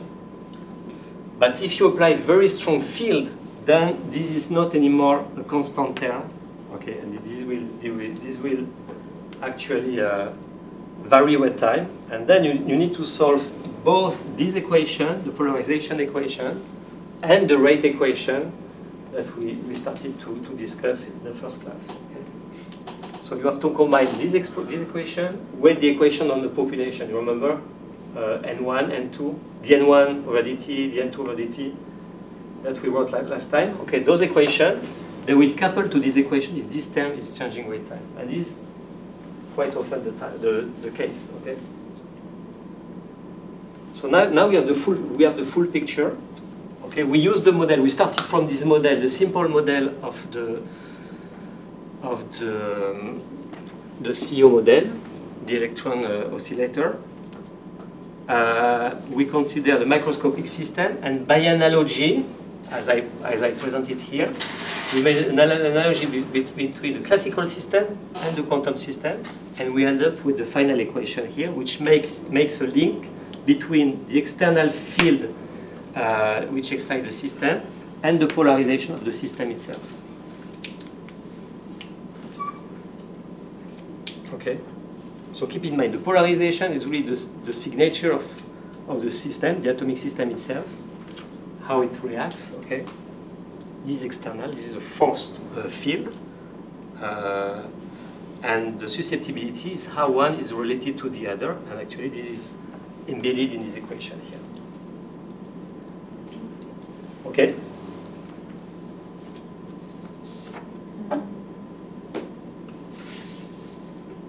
It's yes? almost 4:15. 4:15? You want to stop?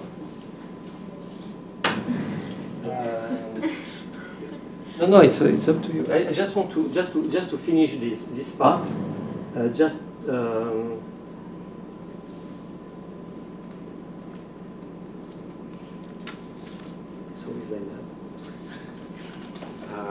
If you give me 3 minutes, I will explain you two things that are this is. But I will come back to that maybe next time. I will restart from here. But just to conclude, there is another change. There is a step 4 here, which is called the factor 3. So we write the same equation, but a 3 star here. Okay. Why is that? Because actually this is a scalar equation. But as I told you, the susceptibility is a tensor. It's a matrix. Okay. It means that it will depend on direction. If you are in a 3-dimensional system, the susceptibility can be different in x, y, z directions. Okay. The field itself, the E field also has 3 components: x, y, z. Okay. So if everything is simple, that means that if the atoms, all the atoms, because okay, so that's susceptibility is a general, is a global parameter. Okay, if all the atoms are aligned in the same way, and the field is correctly aligned with the atoms, then we can write that. And this is the parameter is 3 here. But let's say that you have a susceptibility, a polarization in that direction, okay? But you excite with a field which is in the transverse direction, nothing will happen, okay? So this term will be 0, actually. There will be no effect of the external field, okay? So actually this parameter here vary between 0 and 3, and it really depends on one side on the alignment of the atoms, all the atoms in the system, and on the other side on the alignment of the field with the atoms. Okay, so this is just what I want to finish with.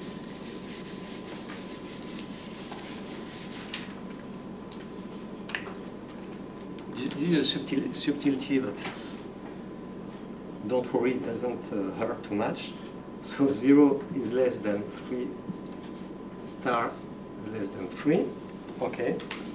So we have equality. 3 star is equal to 3 for when the atoms are all aligned. So they have exactly the same direction. So we maximize actually the susceptibility. So if all the atoms are aligned, we maximize the susceptibility tensor, okay? And if also the field is aligned with the atoms, and field aligned with the atoms, okay? So this is optimal and we get 3, okay? Now, in the opposite, if the field are completely opposite or completely transverse to the atom, it will be 0. And the standard case is 3 star equal 1. This is when all the atoms are randomly oriented, or the polarized field are randomly oriented. This is for randomly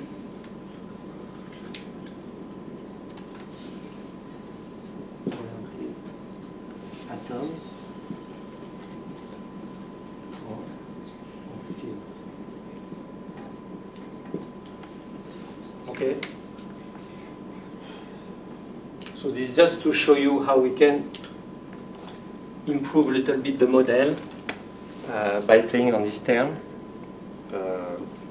This is not essential. I mean, this is just to.